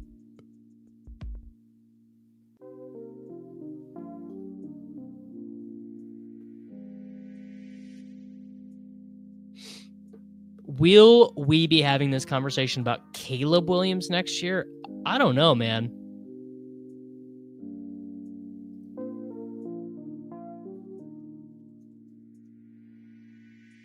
All right, what are we going to do with this next pick? Because we had, Trevion Henderson now at pick 46. And I'm not even saying it's wrong, but we are having a run on the wide receivers right here. So I think my thesis of taking Pickens there is going to work. Yeah, even a Dunze here ahead of ADP.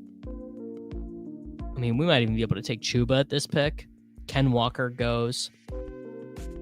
Is it 50-50 whether Henderson is James White or Jahmyr Gibbs? I do not think so. I do not think that is 50-50 at all.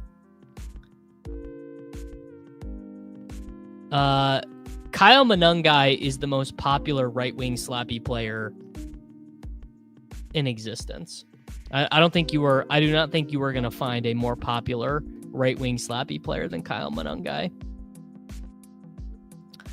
All right, we're going to click the button on RJ Harvey, and then we're going to click the button on James Conner, and we are going to keep it moving. So the team is Ashton Genty, RJ Harvey, then we're balancing our reign with James Conner. We took Amon-Ra St. Brown. We took Ted McMillan, and we took George Pickens. This team is absolutely cooking. 410 Daniels, man. If you're patient, it can happen in some rooms. Man, Calvin Austin. Don't think that's I wonder if I've drafted Calvin Austin one time. In my first dynasty draft, took over a pretty balanced team. Who is your 106? I don't know. I don't know off the top of my head. Let me pull up my dynasty rankings, and I can tell you. It's the sort of thing that you can get if you subscribe over at patreon.com/DavisMattic. My 1.6 is Colston Loveland in tight end premium. In non-tight end premium, it would be Trevion Henderson. I don't know if you are. I don't know if you have got. I don't know if you're in tight end premium or not. I guess you could make an argument for Igbuka. It'd be between those guys, though. Who is slower, Roshan or Monangai? I don't know. It's really funny. Foot race between Roshan or Monangai. I'm thinking Roshan. I didn't realize how much of a right-wing slappy I was. It sneaks up on you. That's very funny. Yeah, you can't. If it is tight end premium, I think it would be Loveland. That's just my opinion. Pretty close though. I bet the reps are faster than both of them.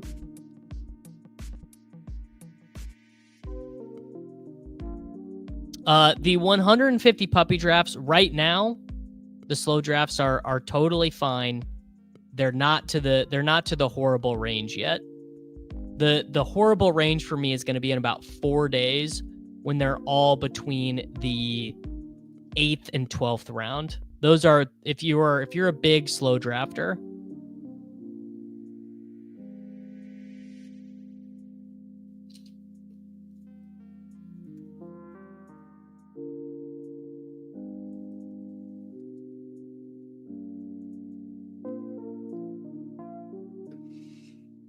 The Browns would make Hunter a full-time corner. They definitely would. Okay. So we are at Amon-Ra St. Brown, Genty, Tetaroya McMillan, George Pickens, RJ Harvey, James Conner. So we've got Goff, who we can maybe push to 108, 109. We probably will. We have Bryce and we have Dak. We definitely, there's a chance. Depends on, does the CD team is not taking a quarterback yet. So I need to keep an eye on that. Man, let me tell you, this 8-9 turn is just bereft of guys you want to take. Yes, when the picks take more than 1 minute to make, that is slow draft hell. Just horrible. I try to stagger my slows so I don't. Yes, so this is also the issue that is horrible, is when you're just picking the same ones. All right. I am just going to take Josh Downs here. I don't even... This is a low conviction pick here on Josh Downs. And I wonder... You know what? Let's just take Hawkinson as the bring back. This is miserable. I take Hawkinson there so often because I just throw my hands up and I don't really know what I want to do. You either die slappy or live long enough to see yourself become a boomer. It's true. All right, Nick can confirm that Kyle Williams is getting open early and often. Great release on the goal line. Dobbs threw behind him. Okay, there we go.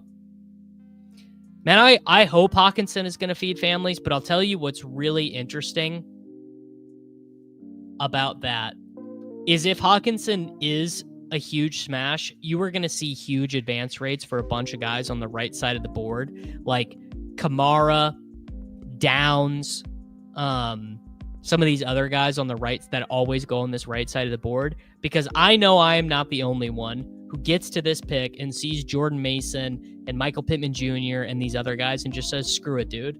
I'm just taking TJ Hawkinson. Dude, are you slurping the Kyle Williams Dipperino? All right. Man, I really wish I could do a Boston accent. How do you do it? I can also... I'm trying to do my best, like, how you like them apples. That was New York. How would you guys say Afton maybe, you know what? ChatGPT should be able to do this for me. I need Peter Griffin saying Efton Chisholm is a real problem. Peter, Efton Chisholm is going to be a real problem. Yeah, this is as bad as it gets. Just do, okay. All right, hold on. Let me see if I can get in my Simmons zone.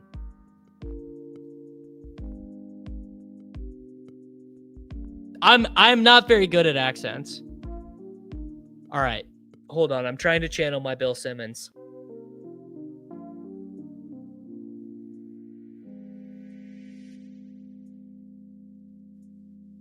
Salad's crazy. No, this is not good. Problem. I'm not good at this. We need Peter. Lowest, it was closer to low. Peter, take out the garbage. Peter, take out the garbage. Peter, Efton Chisholm is going to be a real problem. No, that's not quite it. I'm just not quite there. It's not quite there. I'm not there yet. And that's okay. It's not one of the ones I can do. And honestly, I don't do a great Simmons either. For as much as I have engaged with Simmons's work over the years, I do not do a great Bill Simmons. Do you remember back in February or March before the draft, I asked your thoughts on Manungai, Mario Anderson, and Taj Brooks? Was surprised you were aware. Well, I know a lot about college football, sadly. All right. Easy Goff pick here. And easy Rashid Shaheed pick, because there is no running back who is remotely clickable here. Peter, you got to take Rashid Shaheed. That's not very good either. Kid, Efton Chisholm is a fucking... That's not... God. That Chisholm kid is a real problem, dude. That's closer. That was close. Okay. That was closer. So shout out to Cannonade, who helped me phonetically get there. Yeah, nobody... Jacob does a really good Bill Simmons. Coffee. Yeah, I needed someone to type it out phonetically for me to get closer. Because I just cannot hear it in my head. I really can't. I actually can't even hear Simmons in my head right now. That's sad, man. Sad for me to not be able to do a good Bill Simmons in my head right now.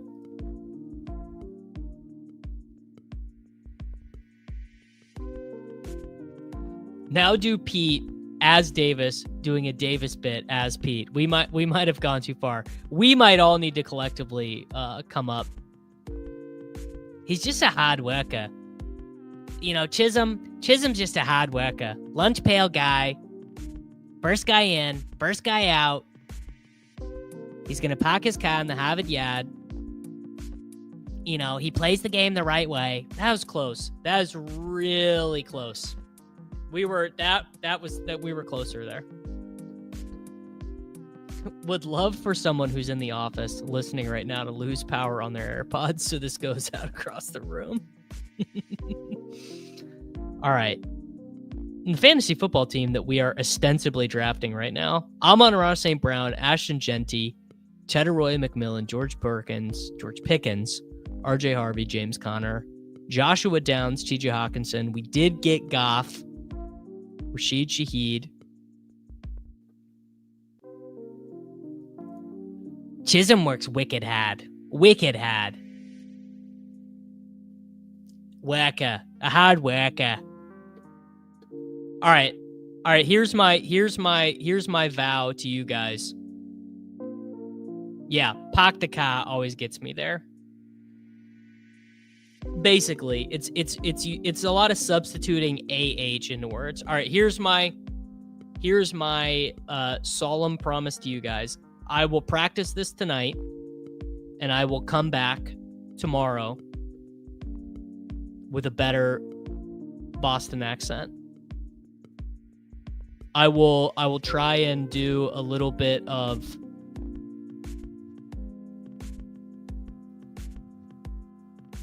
Bill Simmons research. Fantasy Football Garage doesn't want it. He's out. He doesn't want it. Dang, McCarthy goes. So we're going to take Ray Davis with this selection just for the Dipperino ADP wise. And I kind of just want to take Keenan Allen. I am just going to take Keenan Allen. They can't stop me.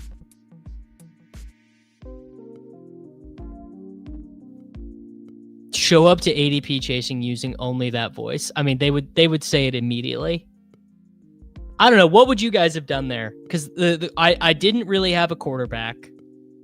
I think that was a clear end of a tier at tight end. Unless was I making that up? I mean, I think Ray Davis was the ADP guy there. one quarterback dynasty, Jayden Daniels and Bateman, or Fields and Golden. Fields and Golden in one quarterback, I think.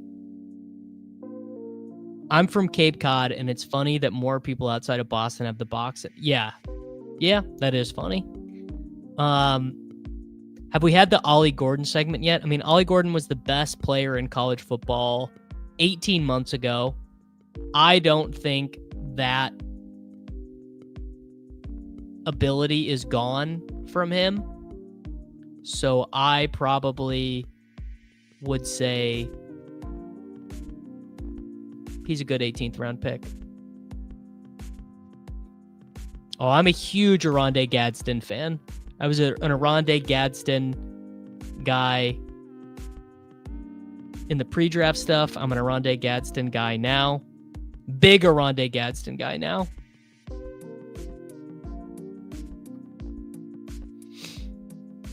But yeah, I mean, I think that Ollie Gordon had a pretty significant roadblock from Alexander Madison having a good camp. And really, Jalen Wright has done nothing in the National Football League. I don't think there's any reason to think that Jalen Wright, necessarily will be gifted a role over Ollie Gordon. Jalen Wright is going to play over Ollie Gordon early.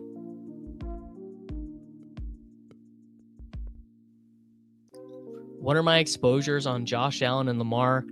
I think that those actually are guys I'm a little bit lower on. I would think I don't have a ton of them.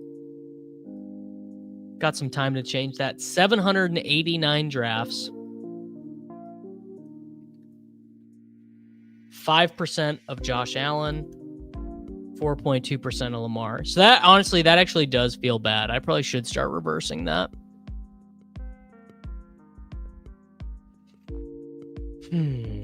Dave Maddock says Ollie Gordon is a good 18th round pick, but doesn't actually do it how Davis would. I don't think I know who Fran Brown is. Should I know who Fran Brown is? Fran Brown. Oh, he's the Syracuse coach. I think I have 46 Best Ball Mania drafts left yet.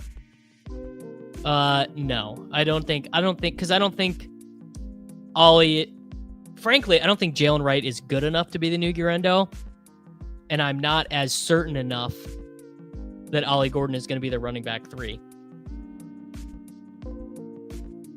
Like, you could start learning names of guys who's going to be the running back 3.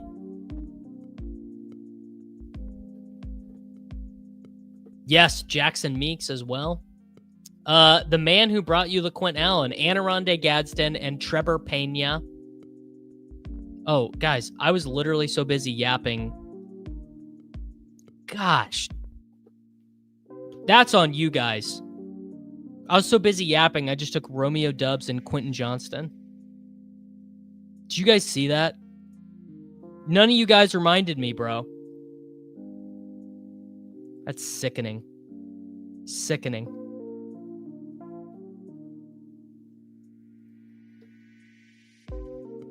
Dude, what if autoed Romeo Doubs and Quentin Johnston are what you need?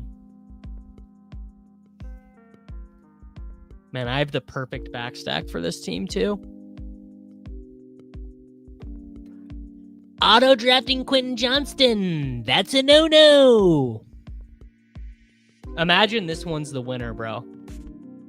Imagine that Elijah Arroyo and Sam Darnold at this next pick is what you need.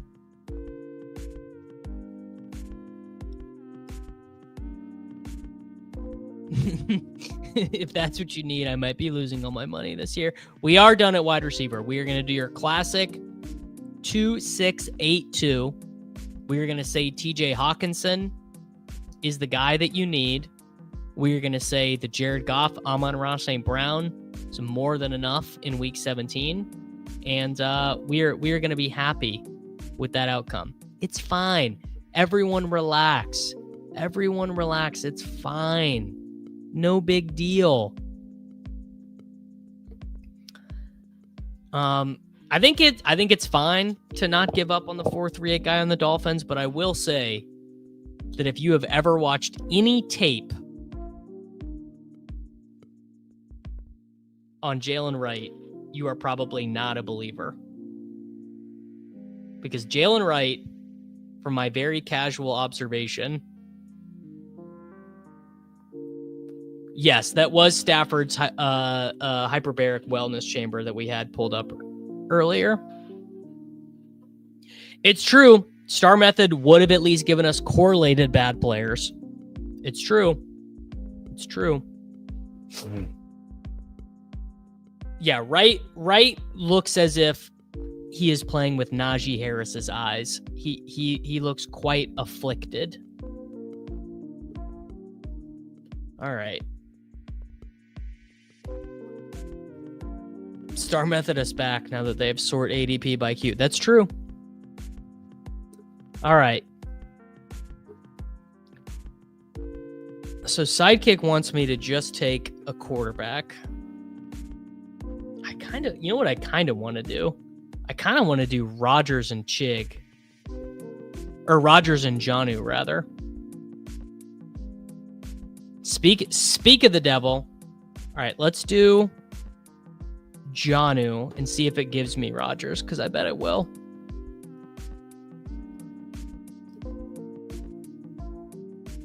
Yep.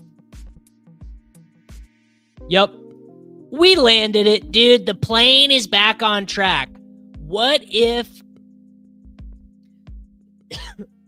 47-year-old Aaron Rodgers and Jonnu Smith is what you need?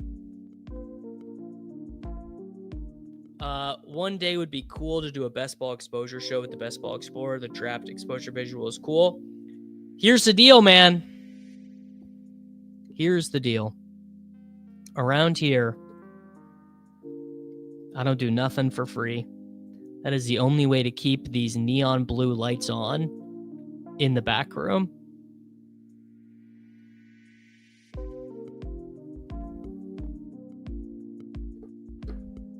Which Lloyd are we talking about? Are we talking about Marshawn Lloyd? I don't think Lloyd sucks, but I don't think that guy is ever going to be healthy enough to play a meaningful role in a National Football League game. And now there are lots of running backs available for us to select here. We got, honestly, Taj Brooks, I think, is fine here. How early are we taking Keenan? I mean, I have Keenan ranked really high. I have Keenan Allen ranked at 127. Keenan Allen, the last 2 years, has generated 121 and 150 targets. No, this is actually not a good KLS team. If you've already selected Quentin Johnston, I don't think you can take KLS as well. Yeah, in my mind, everyone but Keenan, Ladd, and KLS are dead. I mean, I'm inclined to agree.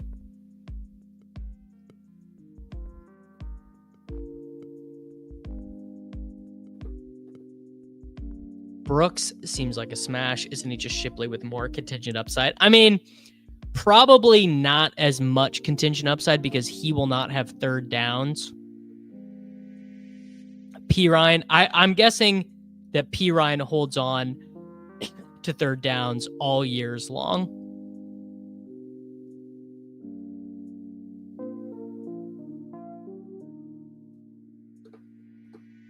Ollie Gordon did jump the highest during their goal line jump drills. I mean, he's a big boy, bro.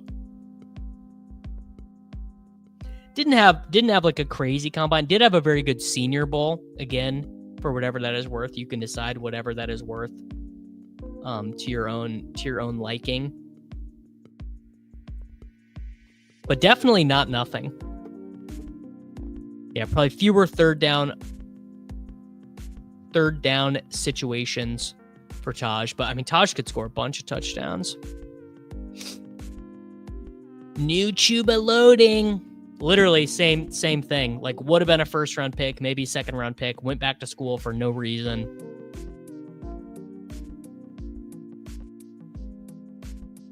All right, we're going to double tap running backs here. We're going to do Sean Tucker.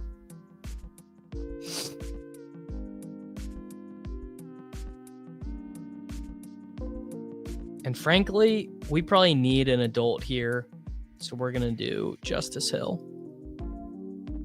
I mean, I thought Caleb didn't play particularly well, but I also don't really care. All right. Got to get the stink of that one off us. But Jared Goff, Aaron Rodgers, Ashton Genty, RJ Harvey, James Conner, Ray Davis, Sean Tucker, Justice Hill, Amon-Ra St. Brown, Tedoroya McMillan, George Pickens, Josh Downs, Rashid Shaheed, Keenan Allen, Romeo Doubs, Quentin Johnston, TJ Hawkinson, and Jonnu Smith. I would chase A.D. Mitchell up a little bit. I mean, I think Nick Chubb probably will start in week 1. I just don't know if that means anything. He really might just have no gasoline left in him.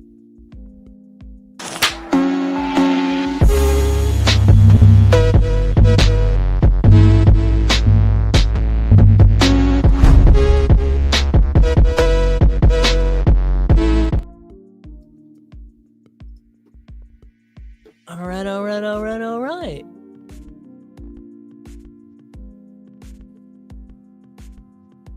Yeah, or K-Tron.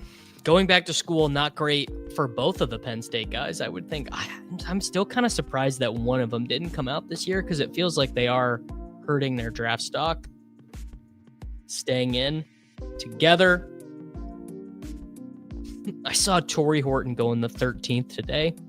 Was it Tone?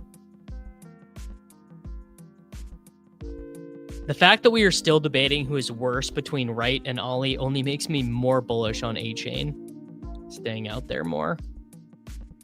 All right, pick 1.4 here. Singleton is going to be a sloppy Hall of Famer. Biggest overreaction after the first set of preseason games. I don't know. I think I agree. I think I kind of agree with everything that the market has decided from the first set of games. I'm trying to think of something that I think is an overreaction.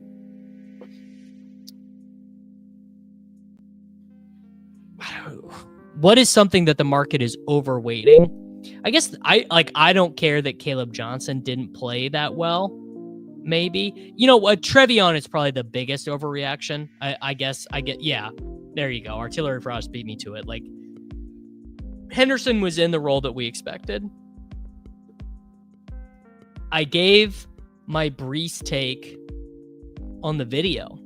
Massive fantasy football takeaways from preseason week 1. My Brees take is that I mean, it's if that is his role in the regular season, he's in the James Cook role, but he's on the Jets, not on the Bills.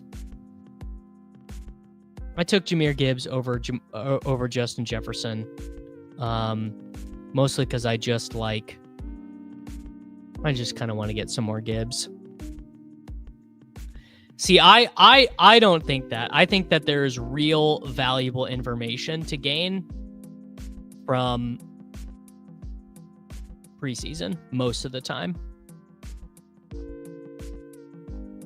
No, again, I mean, I think the Tyler Warren stuff, that is a marked departure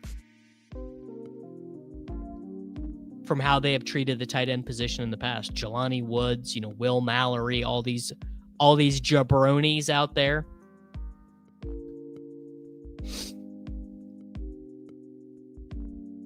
Mixon is the biggest overreaction. See, I definitely disagree with this. I think that you have a 29-year-old wide receiver who is suffered a foot injury, probably had an operation. That's what the non-football injury thing is. I would guess he had some kind of surgery or surgical procedure on his foot that he is not healed from. Does not sound good to me.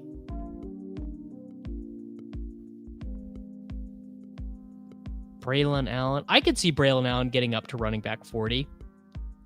I mean, we pushed Tank Bigsby up that far, so why not? This I definitely do not agree with, that Genty should drop to the 4 or 5. Definitely do not agree with that. Nothing changed with Ashton. Genty is an awesome player. Absolutely zero things changing there, I think.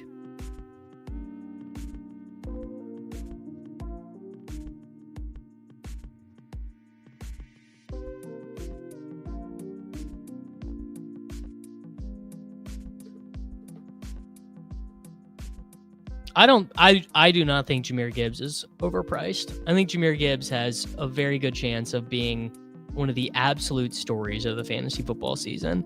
Like, he has generated running back 1 value while in a timeshare. Montgomery is another year older. I think that the offense is probably going to tilt a little bit more his way.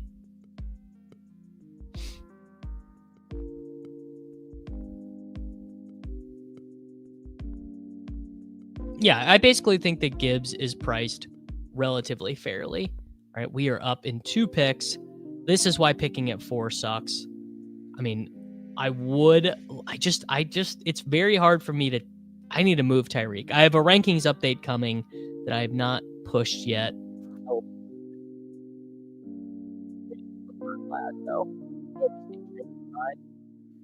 I just don't. All right, let's take Jacobs. We'll get 2 divisional games in there at least. How about that? Living a little running back. I just need to move Tyreek back to where I've seen him going very consistent, because I don't want to have a huge stance on Tyreek, either in my rankings or in my exposures. Why do I hate Jonathan Taylor? He's a running back who doesn't catch passes on a team with bad quarterback play. Yeah, exact. Honestly, I think I just wish I should rewind it back and go take Jefferson. The Miami vibes are not great. McBride is absolutely is drawing super live to being a league winner. No doubt about that. I think Rice's suspension will be coming soon. I mean, I like Oasis as much as the next guy. Joshua Allen. I said I wanted to get more exposure to him. How about that? Dude, we don't need our stinking wide receivers. Jahmyr Gibbs, Josh Jacobs, Josh Allen. I wouldn't call myself an Oasis guy. I like Wonderwall. Who doesn't?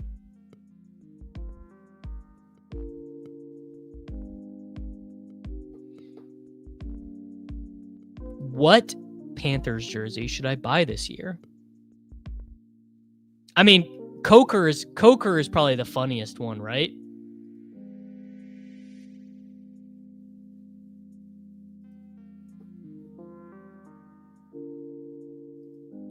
Oh, you've heard my Pete impression many times. Renfro is the Coker's jersey to get.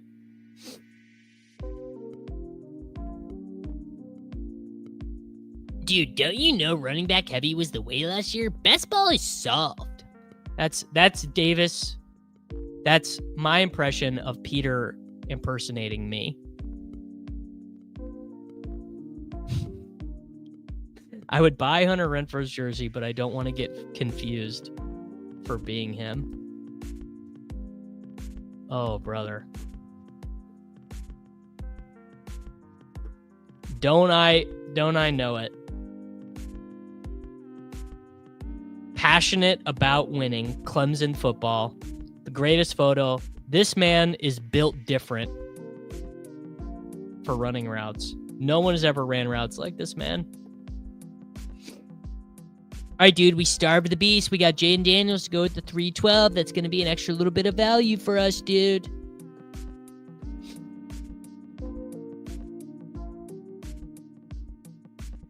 Mushin Muhammad. Yeah, I mean, if you root for a bad team, the safe thing is always a vintage jersey.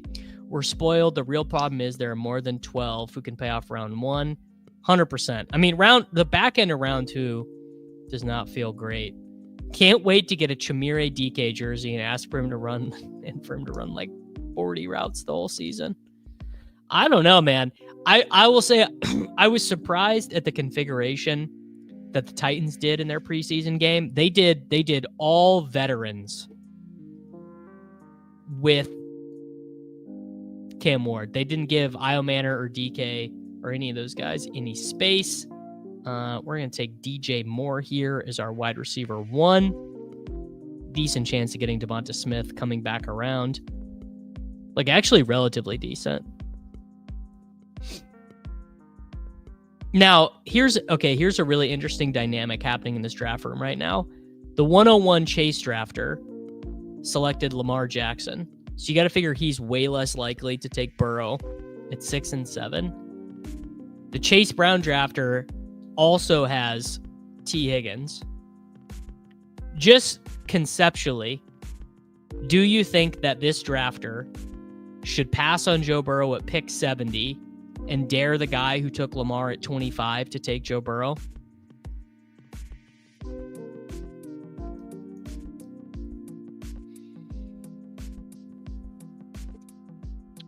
I do wonder.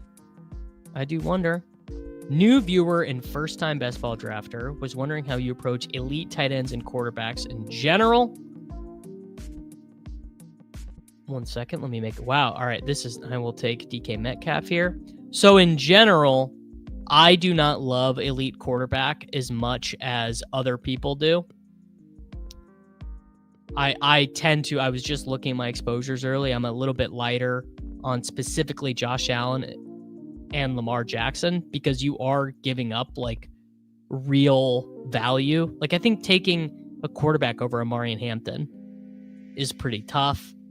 I love Brock Bowers. I'm a little bit lighter on McBride, but obviously the big thing is that you have to, I think when you, oh wow, okay, well, I just ended up being wrong. Unstacked, uncorrelated Joe Burrow at pick 56 from the Neighbors London Harrison drafter. So we don't even get to see it play out.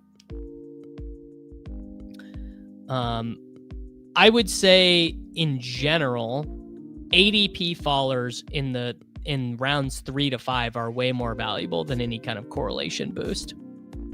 You were just going to see so much more value on your team over time.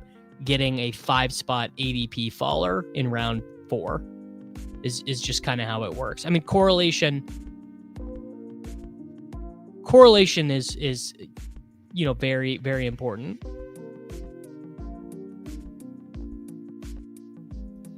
But ADP is more important.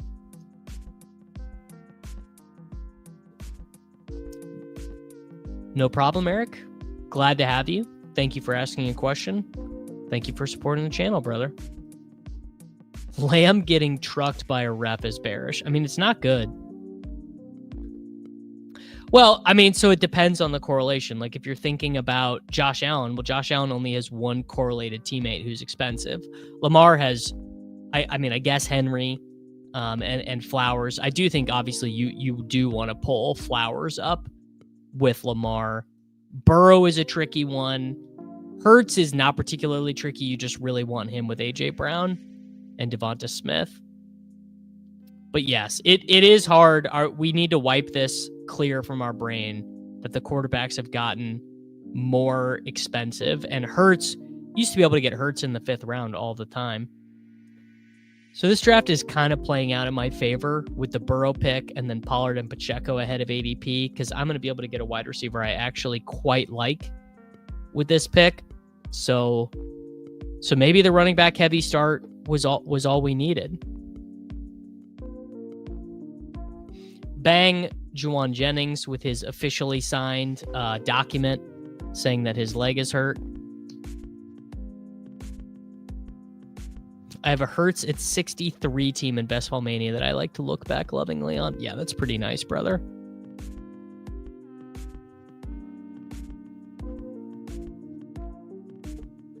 Starve the beast, baby. LOL Donkaments. Yeah, people do forget there was a time when the elite quarterbacks were going in the 4th and 5th rounds. You could get Jayden Daniels there. Ah, dang, Golden went. Okay, so that's a little annoying. Really interested to see what this fella does here because he is so far behind at wide receiver. Oh, is he auto-drafting now? He might just be tilting. This fella at the turn might just be tilting now. Dang, Igbuka is the dream here. Probably not going to get him. Dude, we got so lucky Bo Nix missed Harvey on the easy 25-yard catch twice. I assume maybe he was tilting because of Burrow, but maybe not. All right, don't get Igbuka. This is worst case scenario. Absolutely worst case scenario. We just like kind of have to take Jerry Jeudy here. I think taking Laporta here is just too tough because I don't think Laporta is an elite tight end. We get a 6-spot ADP value on Jeudy. I think that was the correct thing to do because we're definitely behind at wide receiver. We have the Metcalf Jeudy week 17 correlation. I guess assuming Jeudy is not traded or whatever. I guess it would be unlikely Jeudy would be traded. I don't know. What would you guys have done there? Would you guys have taken Laporta there? Because Reed now I'm not really wanting to take. Feels early for downs. I don't want to take high ankle sprain Shakir either. You're right. You're right. If you take Igbuka, Jennings is more like... You know what? You're right. That's a good point. You've said before that elite wide receiver at the beginning of drafts is replaceable, but where do you draw the line at wide receivers that deliver that? I don't include Higgins and Hill. I think my truth serum would probably be that Ladd is included. I think... I don't know, man. Honestly, you know what? Actually, let me totally change my answer. I'm reversing that answer. The line is AJ Brown and Drake London. Jeudy is a perfectly cromulent pick and would go higher. Yes, if they said Shadur is starting 17 games, then yes, I agree. I don't think the guy at 2 going double rookie wide receiver after only having Smith for the first 6 weeks is good ball. No, I think that's fine. Golden is going to start week 1 and Igbuka is going to start week 1. No, you gotta know your room. Burrow will get there. I got Burrow at 1. I got Burrow at 72 earlier before. Come on, PETA. Pushing Burrow every time will end up being bad process. Come on, PETA. You can't be pushing Burrow every time. You can't be doing it. It'll blow up your car. It'll be an Irish car bomb, PETA.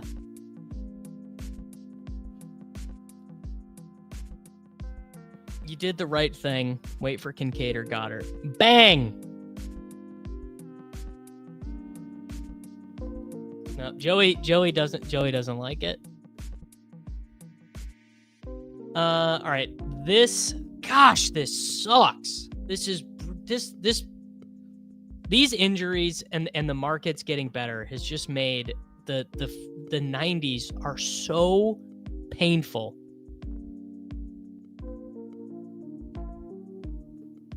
Thoughts on the Burrow Chase Brown stack? I think it's great. I think it's great.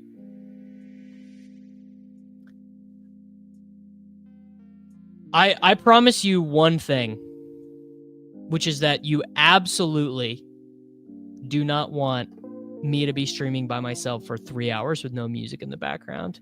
You could say whatever you want about the music that I choose, but I promise you one thing. Intolerable to watch someone sit in silence in their basement by themselves talking about fantasy football with no background music. Like, truly, it's intolerable. No, we are not going to start drafting Rasheen Ali.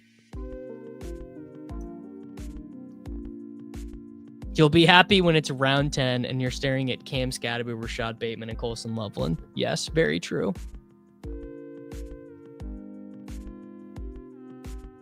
Are you ever 3-man stacking in best ball? Yes, all the time.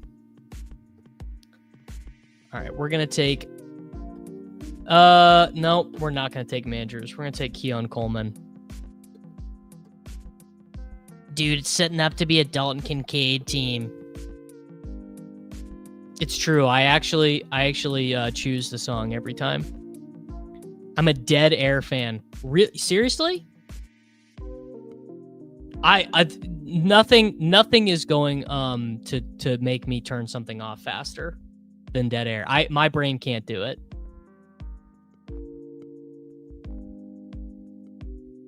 Kitchen used the Ducks at Volume 7 and no one said anything to him. Oh. No, I will not be using the Ducks. Just want to say that someday Davis will be a single-digit handicap and catch Sal Vetri in subscribers. I'll probably never catch Sal in subscribers because Sal is a one-man band, but I will be a single-digit handicap someday. That is, I will absolutely manifest that. I've been freaking grinding. I went to the range on Saturday, and I literally just practiced about 25-yard chips, just chips, not pitch shots, not flop shots, just basically the same front of the foot and then back of the foot chip shots. So hitting them high in the air, hitting them low in the air. Just grinding. And then I played 18 yesterday. And it paid off. I hit some really nice chip shots. Have you tried mini or any 3 running back drafts in the first? Yeah, I would not do that on the right side of the board from the 110 or the 112. I would do that much more often on the left side of the board. All right, we are up. I think let's do... You know what? Let's actually do Sharps. A smidgen of ADP value there.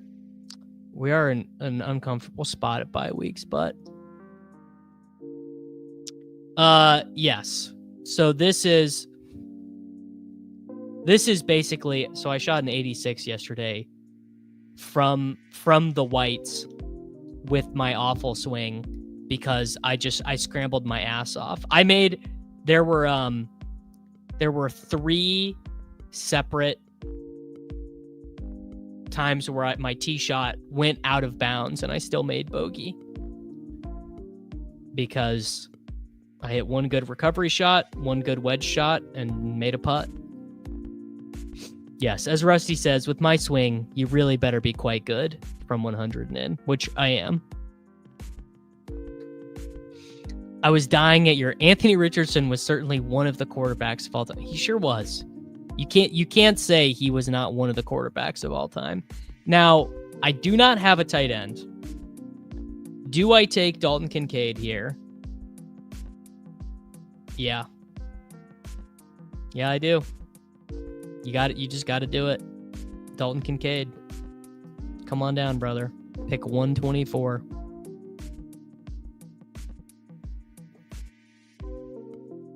I mean, frankly, you don't love to see it. As in, I hate to see it.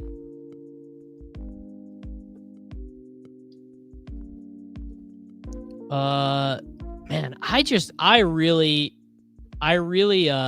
don't feel this way about Dante Thornton. Dante Thornton's path to getting there feels so thin to me. I do draft Dante Thornton, but he definitely would not be a draft every time style guy.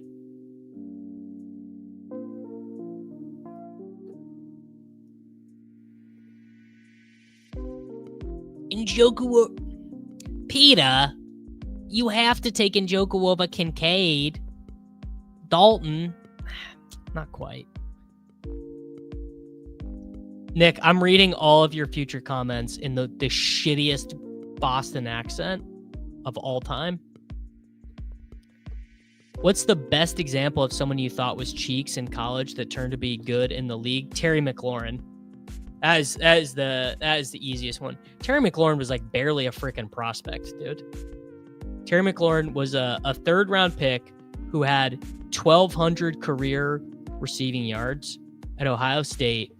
Got outproduced by Paris Campbell, KJ Hill, and Johnny Dixon at Ohio State. Ended up being a third round pick. Terry McLaurin got outproduced by Benjamin Victor at Ohio State.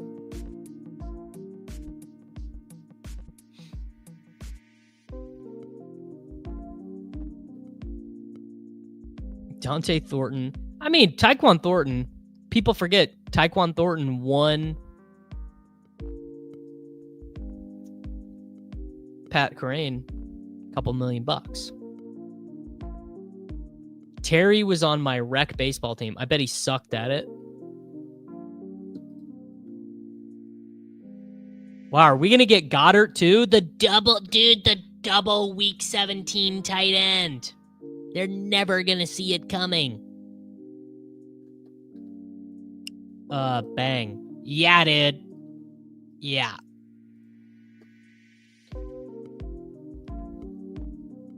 On the opposite side, who's the most incredible college player that never made it into the pros? I mean, dude, this is a list that I could go on forever. I'd have to like pull up some of my sheets. God, off the first guy. God, who would even be the first one that I would think of? The two West Virginia receivers, Tavon and Stedman Bailey. A bunch of small school wide receivers like Aaron Millette, Nick Toon from the University of Wisconsin. I mean, there are so many. Let me pull up one of my old sheets. Ayuk news. Wait, all right, hold on. Maybe we can't do remember that guy. Brandon Ayuk. There's new news on Brandon Ayuk. Let's see what this news is. This better be good. Oh, it's not good. Folks, it ain't good. All right, we're going to take Braylon Allen, buying the Toporino. Well, if you've been drafting Brandon Ayuk, I do have some not great news for you. As you look at Hunter Renfrow with some grapes. This is from David Lombardi, 49ers beat writer. Seems that week 6 would be the earliest to start looking for a Brandon Ayuk based on what Kyle Shanahan just said. Makes sense, said Pup would shelve Ayuk for 4 weeks. And week 5 is a short week Thursday game versus the Rams. It's over, bro.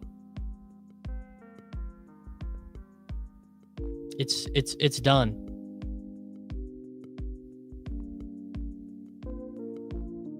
Sammy Watkins. No. See, I disagree with this because I knew Sammy Watkins sucked.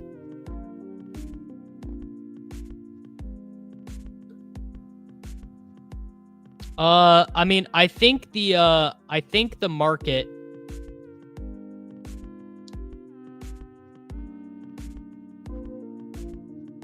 I guess there is a difference, MacNova. There's a difference between what the market anticipated and what we around here were anticipating. Because my belief is that the market was saying there was a chance that he plays for at least some. I mean, dude, Brandon Ayuk in this draft went at 105. He went ahead of Luther Burden. He went ahead of Rashid Shaheed. He went ahead of Colston Loveland. I mean, even positionally, going ahead of Marvin Mims or whatever, it's never baked in.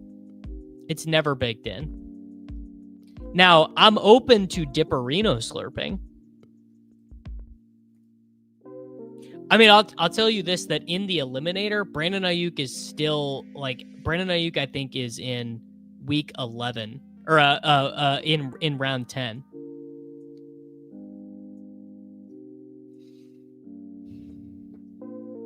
There you go, dude. Shady knew. Sims have had 100% chance of him missing for 4 weeks for a long time. Subscribe to the Sidekick at legendaryupside.com and maybe you can get hit, brother. All right, we will be selecting Geno Smith, and then we are going to take Michael Hodson's boy, Dante Thornton, or maybe even Jack Besh.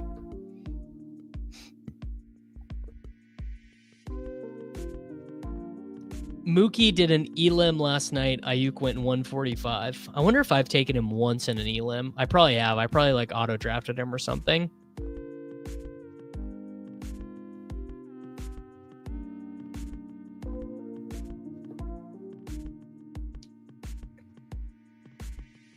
I think this is a really good way to play it, is to have had 0% Ayuk before and be taking him now as the price drops.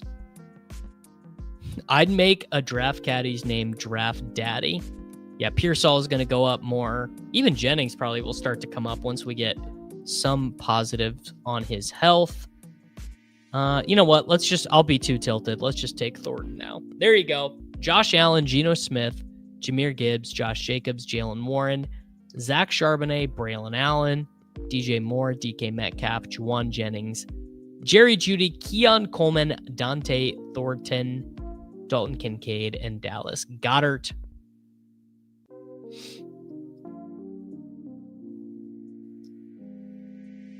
Wow, Niners fan Artillery Frost is telling us that Ayuk is a giga smash now. Got to be honest, brother. I'm not buying what you're selling. The 49ers giga smashes are Ricky Pearsall and Juwan Jennings. Although I'll do some Dipperino slurping. You know, just a hair. Nothing crazy. You know, we don't need to get over our skis.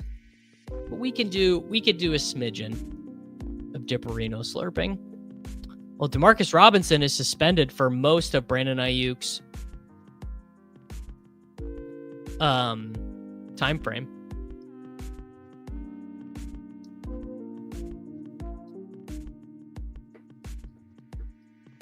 Dude, Demarcus Robinson is a giga smash.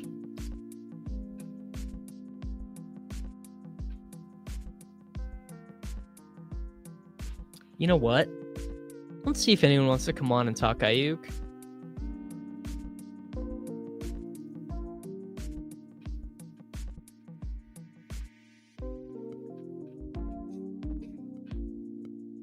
It's definitely not time to draft Robbie Chosen. Who is the funny name? Oh, it's definitely not time to draft Russell Gage either. It almost always pays to never take injured players. Yeah, that's true.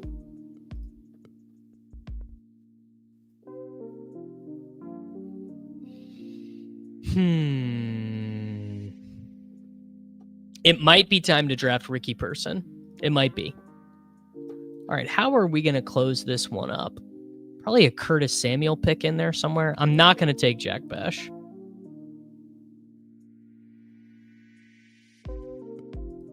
It is time to draft Ricky Person. Who did Ricky Person play for? Was he a Chief? I want to say I saw a picture of him in a Chiefs jersey. Ricky Person. Nope, the Birmingham Stallions. Was an undrafted free agent for the Baltimore Ravens. Shout out. All right, we're up. We need a wide receiver. Let's take Jalen Knoll. I don't know how he's going to break out, but he is. Dude, I'd be scrolling so hard for Cowing if he wasn't hurt.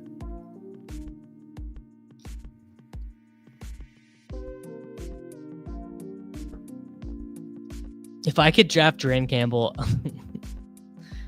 Crazy that Jayden Daniels played with Ayuk, then Pearsall, then Neighbors, and BTJ. True.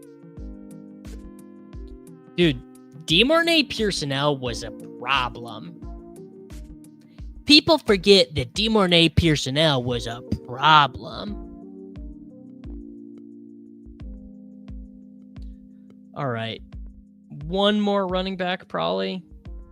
It's probably good. Oh, can't even take Sean Tucker anymore, dude. We can't have shit around here. What's the latest on Jordan James? Is he back from this finger injury? No, he's... Cannot believe... Broken finger, man.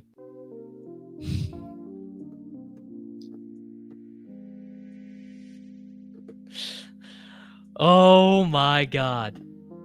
Hold on, let me make this pick. All right, we're taking no, actually, we're gonna take Curtis Samuel because I need time to think. I gotta take a running back on this team, but I gotta read this comment. AirPod died, and now I have to explain what slurping the Dipperino means to the dude I share an office with and why it's not gay. Incredible.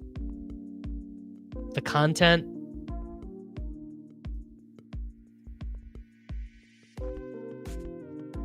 I mean, this is making my day, brother. And I don't even, honestly, I don't even care if this guy is lying to me. I just hope it's true so badly. No, dude.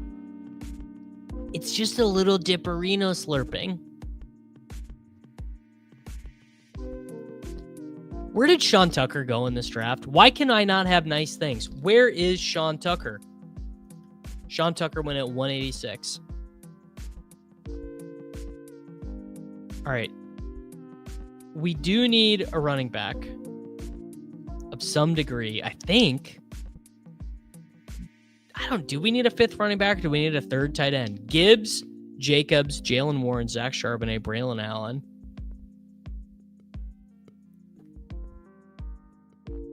Oh, dude. The missile went long ago. The missile went at 174. It might be time for the fan and bet. I think I'm probably just going to take Jordan James, though. Maybe Ollie Gordon?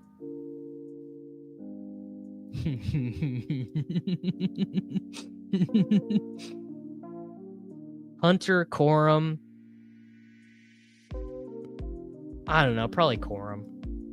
Corum is the most adult pick. Dude, I'm done at running back when I say I'm done at running back, dude. Guys.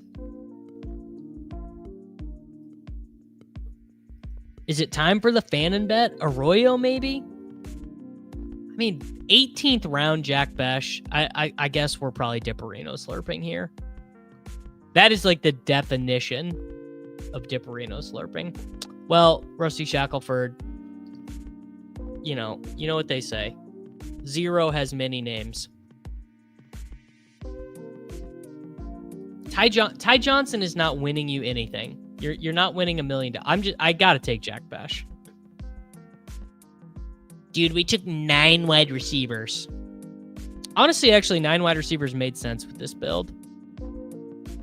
Josh Allen, Geno Smith, Jahmyr Gibbs, Josh Jacobs, Jalen Warren, Zach Charbonnet, Braylon Allen, DJ Moore, DK Metcalf, Juwan Jennings, Jerry Jeudy, Keelan Coleman, Dante Thornton, Jalen Knoll, Curtis Samuel, Jack Besh. And you know what, guys? I actually am feeling charitable. We're going to do one more. I didn't love the way that team came off. We'll do one more.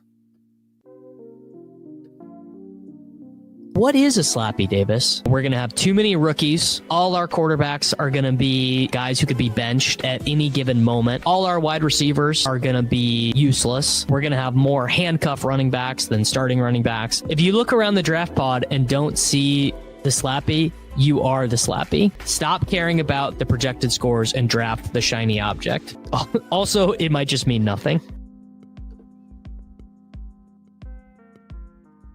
Pepper Tony says D-. Rob says he liked it.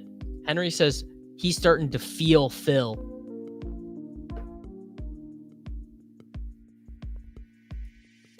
Dude, it would have come off better if you did more Dipperino slurping. True.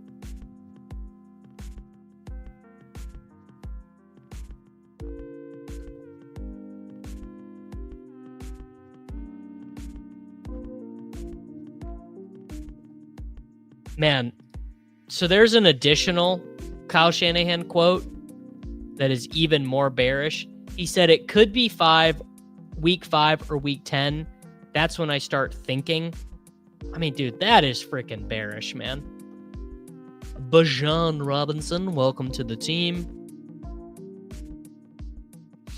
Keep ignoring Andrews, man. Ignore Andrews at your own peril. All right, this time I'm going to try to not mess up the start. I don't know, dude. I'm just really starting to feel Phil. Just really starting to feel Phil, you know? She's feeling Phil Moth out there. Man, you want to know one? Here is a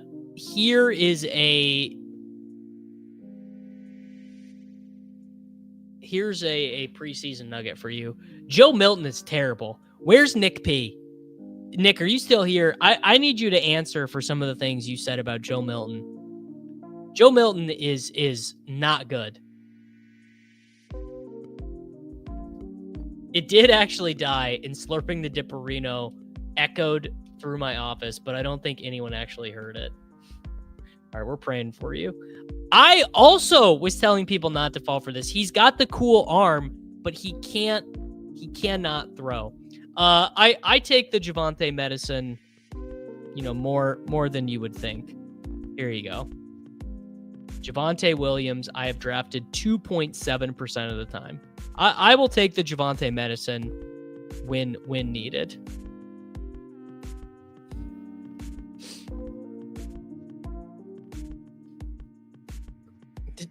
Bro, does Christian Watson return before Ayuk? Who is I higher on out of college? I mean, it was absolutely Kyler Murray because I am a University of Oklahoma fan. I thought that he was the absolute bee's knees. Also thought Jalen Hurts was the bee's knees, so I'm hip. I'm hip. All right, Best Ball Mania draft starts. Bada bing, bada boom. How many of you guys like this stream? Considering that it is directly from Kyle Shanahan's mouth, I think it's probably true.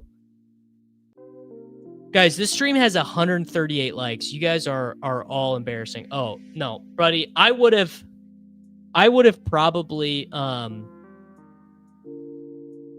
would have like sacrificed my life for Baker Mayfield, probably. Baker Mayfield is truly one of my favorite players of all time. The Javonte medicine is nice because it doesn't actually fix anything, but there is a placebo effect when you look at your 0 running back teams. Very, very true. Correct. It's not doing anything for you, but man, it at least helps you feel better. All right, we are up in 1 pick. I'm gonna do a little weird thing here. I'm just gonna take T. I'm gonna take T here, but I'm gonna do something else weird. You guys are probably gonna hate this team.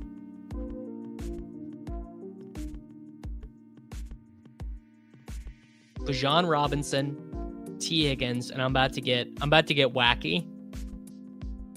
I'm gonna take Lamar.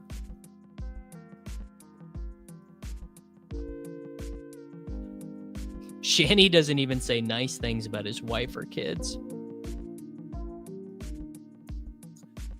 I said I wanted to get some more of the elite quarterbacks. I want to get more of the elite quarterbacks. I want to get them closer to 8%. I obviously want to have more of them. Dude, Bengals week 15, bro.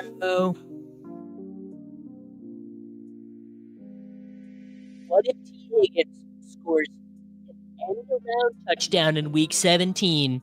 Joe Burrow doesn't throw for any passing touchdowns, and Lamar Jackson goes for 40 against the Packers. Have you thought about it, bro?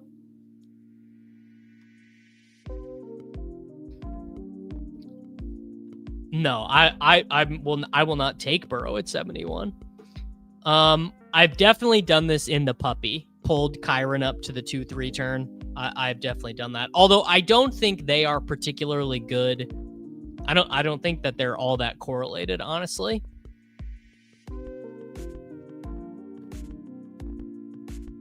All my Lamar shares are like that, taking him ahead of ADP immediately after looking at my low exposure. Yeah. Just like, dude, I do not want to go into the season being like, well, every time Lamar Jackson gets 42 points, it's not good for me.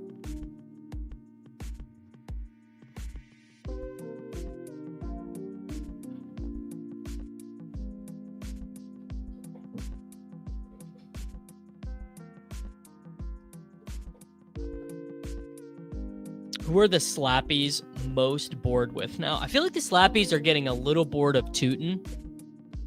Can you rank these players in redraft, full PPR? Pickens, Waddle, Flowers, Rome, Igbuka, in that order. Been meaning to try and get some Lamar Jacobs teams. That'd be good for me to do in the slow puppy. That would be a good slow puppy choice for me. Oh man. Okay, this will be good. Let's do this. After this turn, I want you guys to guess how many on the clock notifications I have on Underdog. Yeah, I'm still Rome over Igbuka. Pretty close, but that's how I have them. All right, but I want you guys to guess how many on the clock notifications I have on Underdog. I would rather be buried by elite quarterback. I can't get buried that way anymore. It's definitely not 2. I guarantee it's not 2. I don't have a sense of how many it is, but it's a lot. All right. Wow. Breece Hall at the 411. That's a Dipperino slurp. How did that happen? That is a preseason overreaction. That's crazy. Goodness.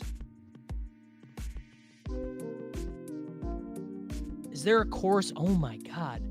Is there a corresponding wide receiver fall? I mean, this is nuts. This is about to be my most unique Best Ball Mania team if this guy doesn't take McLaurin. He's going to, though. Wow. Okay. Now that is a freaking Dipperino. All right. Underdog drafts active. How do I do this? Is there what word do you command F for? There's no way to do it. Well, oh wait, I can check on the app. It'll give me a number. There was no chance to take Zay Flowers there. Can't do it. That was a legitimately 10 spot ADP value. Oh, is it remaining? Picks away plus remaining. Remaining. Not as many as I thought. Only 59. Only 59 on the clock. So that's not that bad. Entry is the funny one. 313. So I'm on the clock in 59 of 313 drafts on Underdog. Okay, now little bit of controversy there. You guys are wondering why I took Terry McLaurin over Zay Flowers. Frankly, I don't even think it's close. You get a 10 spot ADP value on a guy. If it is close at all, even in your mental market, you are just for the uniqueness of the combination. Wow, Nick had to explain Slurp the Dipperino with no headphones and then was right on with 59.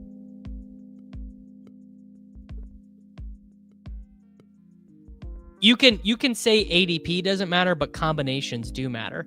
I agree.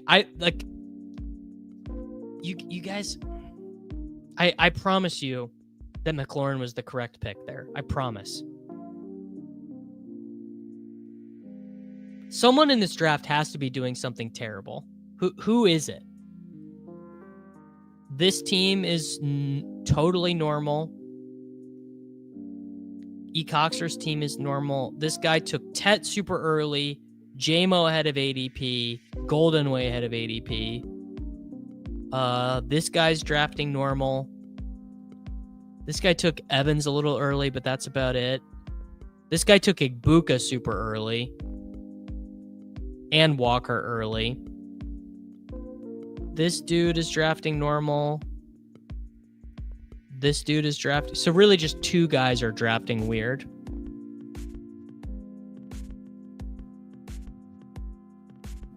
Also, another huge point here. You want to have some of your Lamar teams without Zay Flowers and with the other guys, and you want to have some of your Zay teams without Lamar, just for like really obvious reasons, frankly.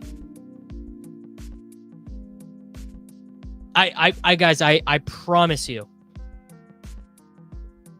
I promise you that was the correct decision. It's better to have the more unique and just the ADP. You know what? I'll ask Leone. All right, I'll ask Leone. He's on vacation with his family right now, and I'll still ask him for you guys. All right, gotta take Jennings here.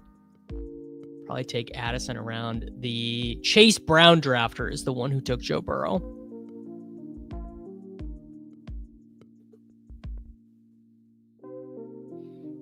I mean, you just want to have your Lamar teams with a mix of these fellas. You want some Bateman, you want some Andrews, 6 of one, half dozen of the other.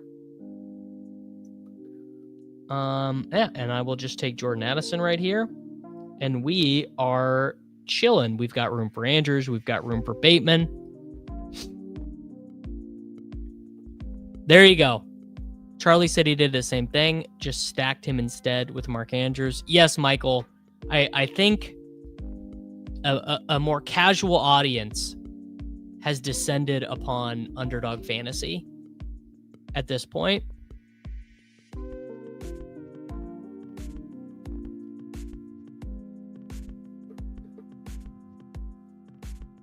Most of my Lamar teams are Lamar, Bateman, Andrews. I mean, obviously, the best person to stack him with is Zay Flowers, followed by Andrews, followed by Bateman. Frankly, I actually don't do a ton of Lamar and Bateman together because I don't,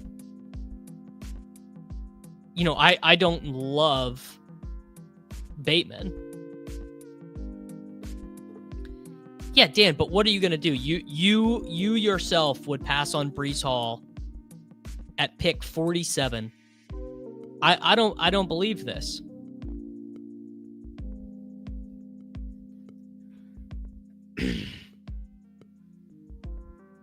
I think that any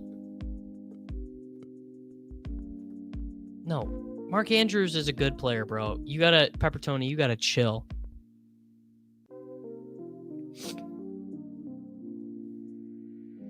I have less than an exposure blanket of Bateman just chasing last year's TD spike. Yeah, Rashad Bateman is like Marquez Valdez-Scantling or whatever. No, see, this I disagree with. I absolutely disagree with this. Zay Flowers is so good that he could just score a lot.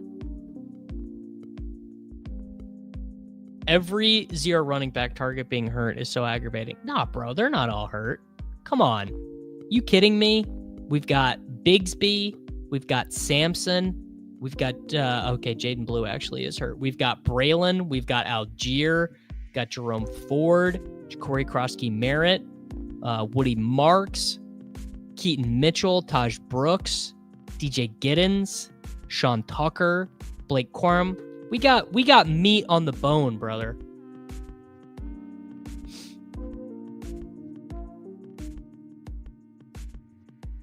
Dude, Mark Andrews, a year further from the tightrope and the car crash, he's a smash. Yeah, Tajay is brutal. That sucked. I drafted a good amount of Tajay Spears. I mean, I don't think I was over my skis on him, but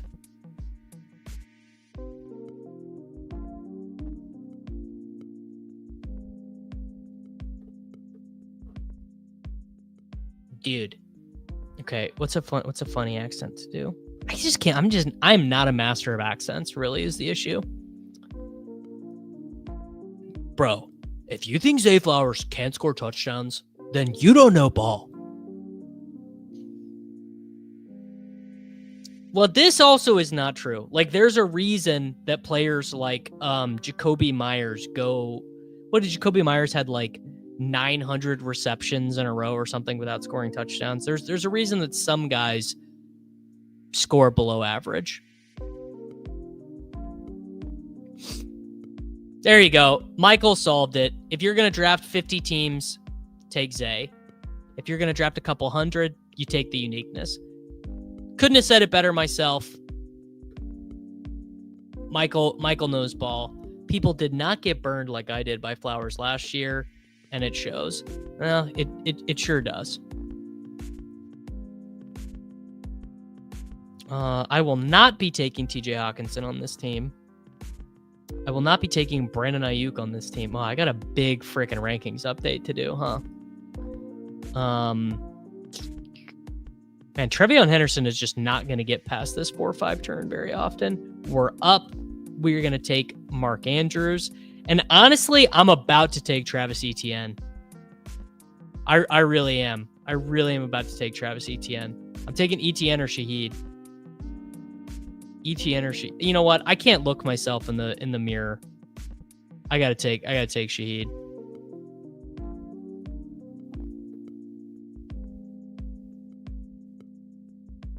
Etienne or Shaheed, guys.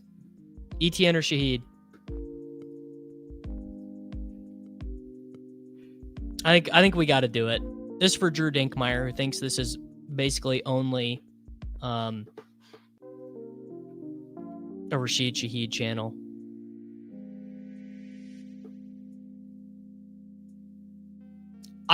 So I guess some of you guys have not watched, in fact, probably most of you guys have not watched the preseason video that I did because it doesn't have very many views.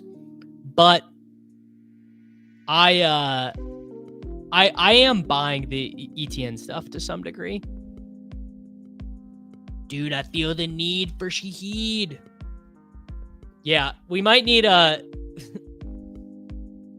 need some sort of Shaheed button. Doesn't have to be crazy. I mean, I think you can ignore ETN, but I'll say I'm starting to get some.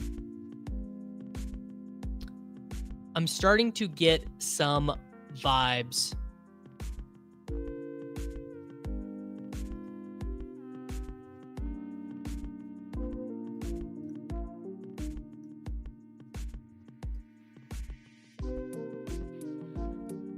Leone just had a... Yes, I did see this team. It was crazy. Jags fan in Jacksonville, best case, ETN gets 40% of the carries or gets traded. Okay. Yes, if ETN is who you need to win BBM, the Boomers, they already are stealing all our money in our houses. They're just going to amass even more of our wealth. Buying the ETN fade buying the ETN thing just to fade the tank people. I'm one of the tank people, Glue Eater. Come on, man.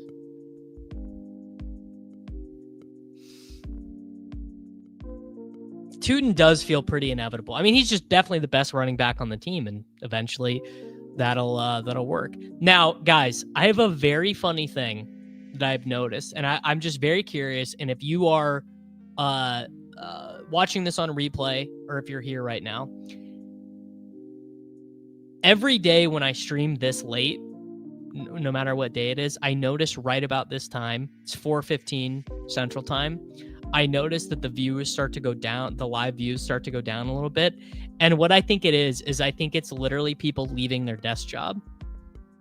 So all I want for you is, if you're in the chat or if you are watching this on replay, tell me if you frequently are watching a YouTube live stream at your office, at your work, whatever, and going home. Because that is literally that I just always kind of wondered. And I really do think that is what it is, which is just so funny. Guilty, correct. I'm at work watching right now. Yes. That's me at my desk about to go home and eat dinner. That's so funny, man. Wow, and you guys were panicking. You guys were panicking. First off, we are going to take Tank first because I really don't care if I don't get Bateman. If we get Bateman, we get him. Often the case for me, 100% correct. I'm a college librarian. And first off, sick. I kind of always wanted to be a librarian. Tarek Bryant says guilty. Yes, basically 90% of the time I'm watching. Wait, people log off. 100% typing this from a cubicle right now. The working class best ball streamer, many people are saying. Best ball content is always the best background option. Agree. Dinner? Dude, it's breakfast time. Ooh, summer vacation. I'm unemployed. All right, yeah. Easy Bateman pick here. I played this shit so good. You guys were freaking out for no reason. Bijan Robinson, T. Higgins, Lamar Jackson, Breece Hall, Terry McLaurin, Juwan Jennings, Jordan Addison, Mark Andrews, Rashid Shaheed, Tank Bigsby, and Rashad Bateman. We got the Lamar double. We are chilling beyond chilling. Best ball streams are the perfect fake email job content. Hell yeah. I'm currently on my way home from my desk job. I usually turn it off by now. See? Odds Keenan outscores Lad 8-1, 9-1, something like that. You usually get off your stream for baseball once lock is getting near, but I'm on Pacific time. Pepper Tony, no one is making negative Zay Flowers points. You are the only one turning this into a negative Zay Flowers thing. I don't even like Terry McLaurin. I actively dislike Terry McLaurin.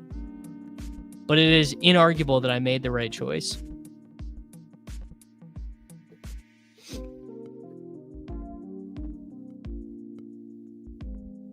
No, this is not true. This is not true. It is not disrespectful that people won't watch when they get home. I'm happy. I'm happy to serve the people if and when they need me.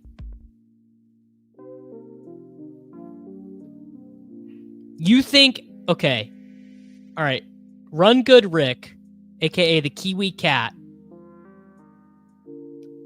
believes that 1 out of every 5 seasons, Keenan Allen scores more fantasy points than Ladd McConkey.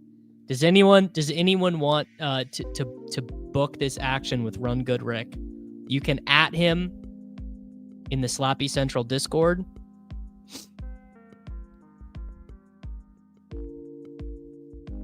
Fancy Khalil Shakir. That is a crazy way to refer to Zay Flowers.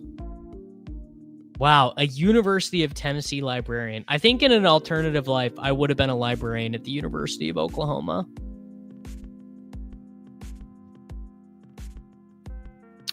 This is Emwald. This is the way language works.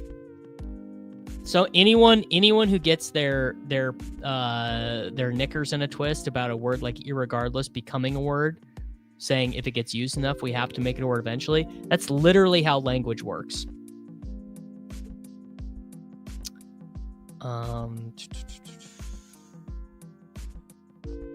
JJ McCarthy or Hoomst. JJ McCarthy or Hoomst. Yeah, I guess it is JJ McCarthy.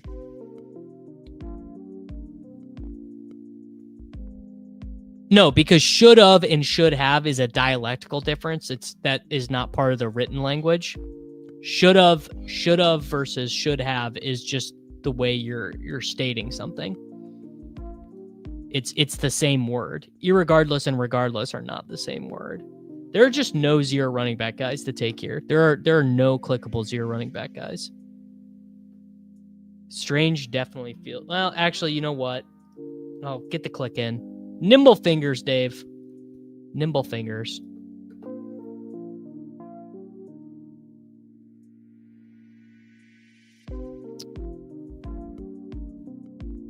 No, irregardless literally is a word because it's in, well, frankly, as a snob, I would say the Oxford English Dictionary is the only dictionary that I would trust. So is irregardless in the Oxford English Dictionary.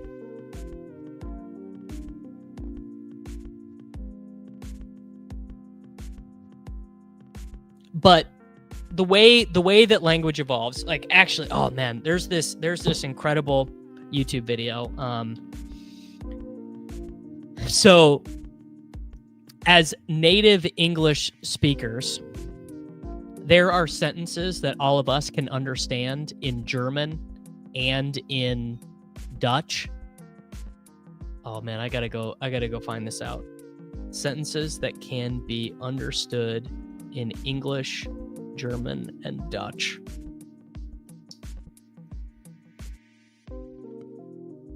Okay. All right. Now, this is going to sound funny, but I'm about to speak some Dutch to you guys, and you guys are going to be able to understand it. Dat is een oud huis. This is an old house. Mijn vader is doctor. My father is a doctor. Basically, the point that I'm trying to get at here is that these things, they evolve over time and they get adopted and they move and they go back. So I'm not gonna get, like I said, does irregardless actually mean anything when you really break it down? Yes, it is a redundant word, but there are other things that Americans say or English speakers say that are redundant as well, quite often. Okay, I gotta lock in because this is a plane landing worth team. I think this is probably another 8 wide receiver team actually. Interesting that the sidekick still has Guerrero as a clear pick here. I would need Mr. Shady advice to tell me if there's anything. Bro, what do you think you're watching right now, Jag Twig? We've never been more locked in.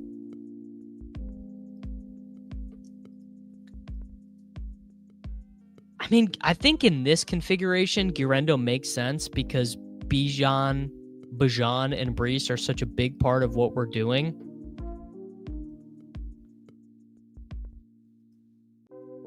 That Woody Marks also makes some sense on this team.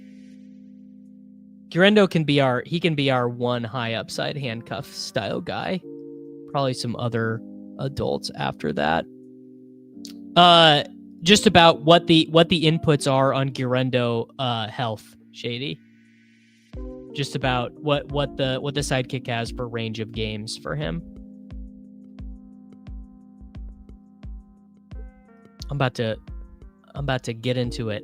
How about a little bit of 15th round Keaton missile?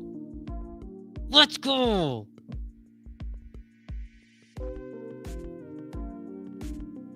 How about that? Man watches one preseason touchdown run and decides that Keaton missile is going to become a big part of his personality.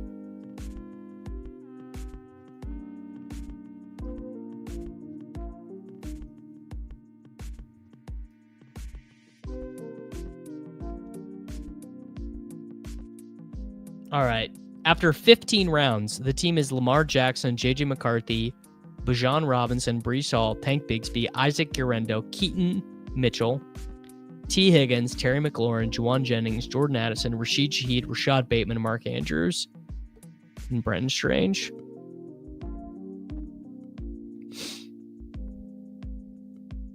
No, dude, that is not even close to the slappiest pick.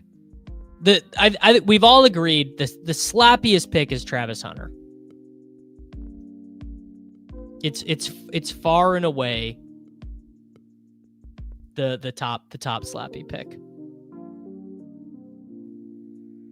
I'm cool with Ollie. I like Ollie Gordon a lot. It's hard. He's a tougher click for me because I just haven't the confirmation is not as direct. Oh, you know what? You're right. Jayden Blue. If you're on tilt for 10 plus rounds, but someone else drafts, I got some news for you. You might be a slappy. Well, you might be a slappy if you cite Travion Henderson as a reason to not take the big dog. If you've ever drafted Genty and Hampton as your running back 1 and your running back 2, you might be a slappy. If you've ever drafted Jaylen Warren and Miles Sanders together, you might be a slappy. If you have even conceived of the thought, the fan and bet, you might be a slappy.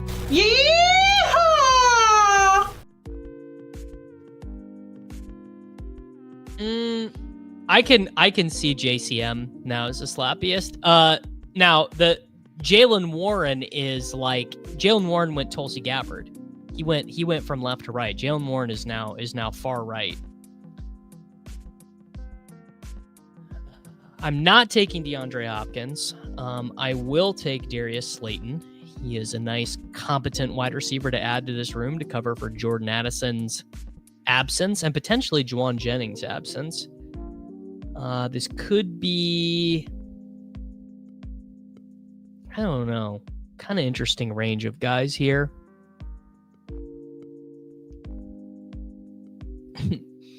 Good point. I think JCM is slappier because it takes more of an imagination to how he gets on the field. I'm not taking, you know what I'm going to do? The Dontavian Wicks bring back. They never saw it coming. Narrator. Everyone saw it coming. The fact the kitchen is the redneck. It is a nice touch. All right, what's the final pick of the stream going to be? The team is a 2-5-8-2 with Lamar Jackson and JJ McCarthy. The running backs are Bijan Robinson, Breece Hall, Tank Bigsby, and Isaac Guerrero, and Keaton Mitchell. The wide receivers are T. Higgins, Terry McLaurin, Juwan Jennings, Jordan Addison, Rashid Shaheed, Rashad Bateman, Darius Slayton, Dontavian Wicks. And the tight ends are Mark Andrews and Brenton Strange. Coker could be it. Man, I tell you what, I might be abandoning it. That was not the usage you wanted to see from Brashard Smith in preseason week 1. I'm gonna keep it very real.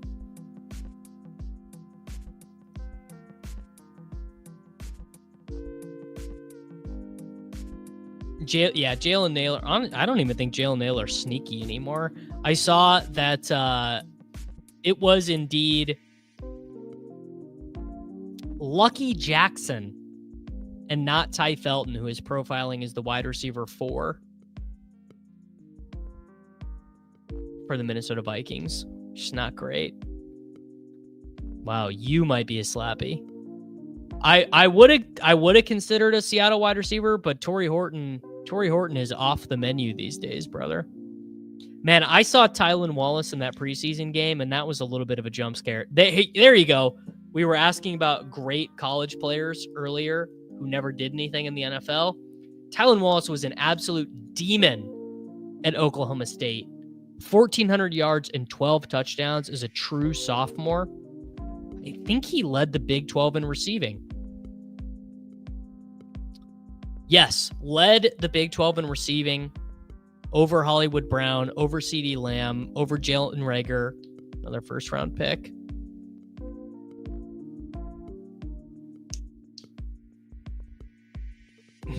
Well, no, and Keel Harry, he never generated any freaking separation, dude. Eli Mitchell, there's another guy I'm not clicking anymore. I think the Eli Mitchell got in the game after Carson Steele, bro.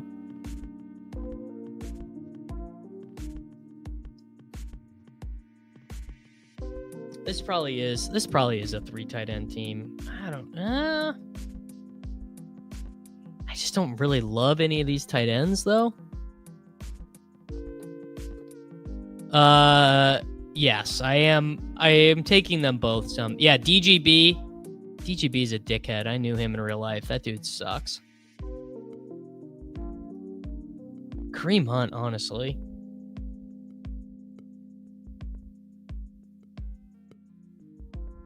All right, you know what? Let's do Theo. Whatever. Theo Johnson's fine there. Could have made the Fannin bet. No Carson Steele here. All right, final team. A Lamar Jackson stack, JJ McCarthy with Jordan Addison, Bijan, Brees, Bigsby, Guerrero, Keaton Mitchell, T. Higgins, Terry McLaurin, Juwan Jennings, Jordan Addison, Rashid Shaheed, Rashad Bateman, Darius Slayton, Dontavian Wicks, Mark Andrews, Brenton Strange, Theo Johnson. Everyone, please go watch the preseason YouTube video here on the channel.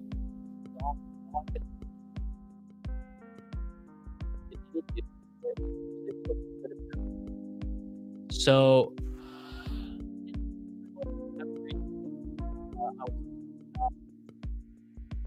hope y'all have great evenings. Make sure you like the video. Make sure you subscribe to the channel for daily fantasy football videos.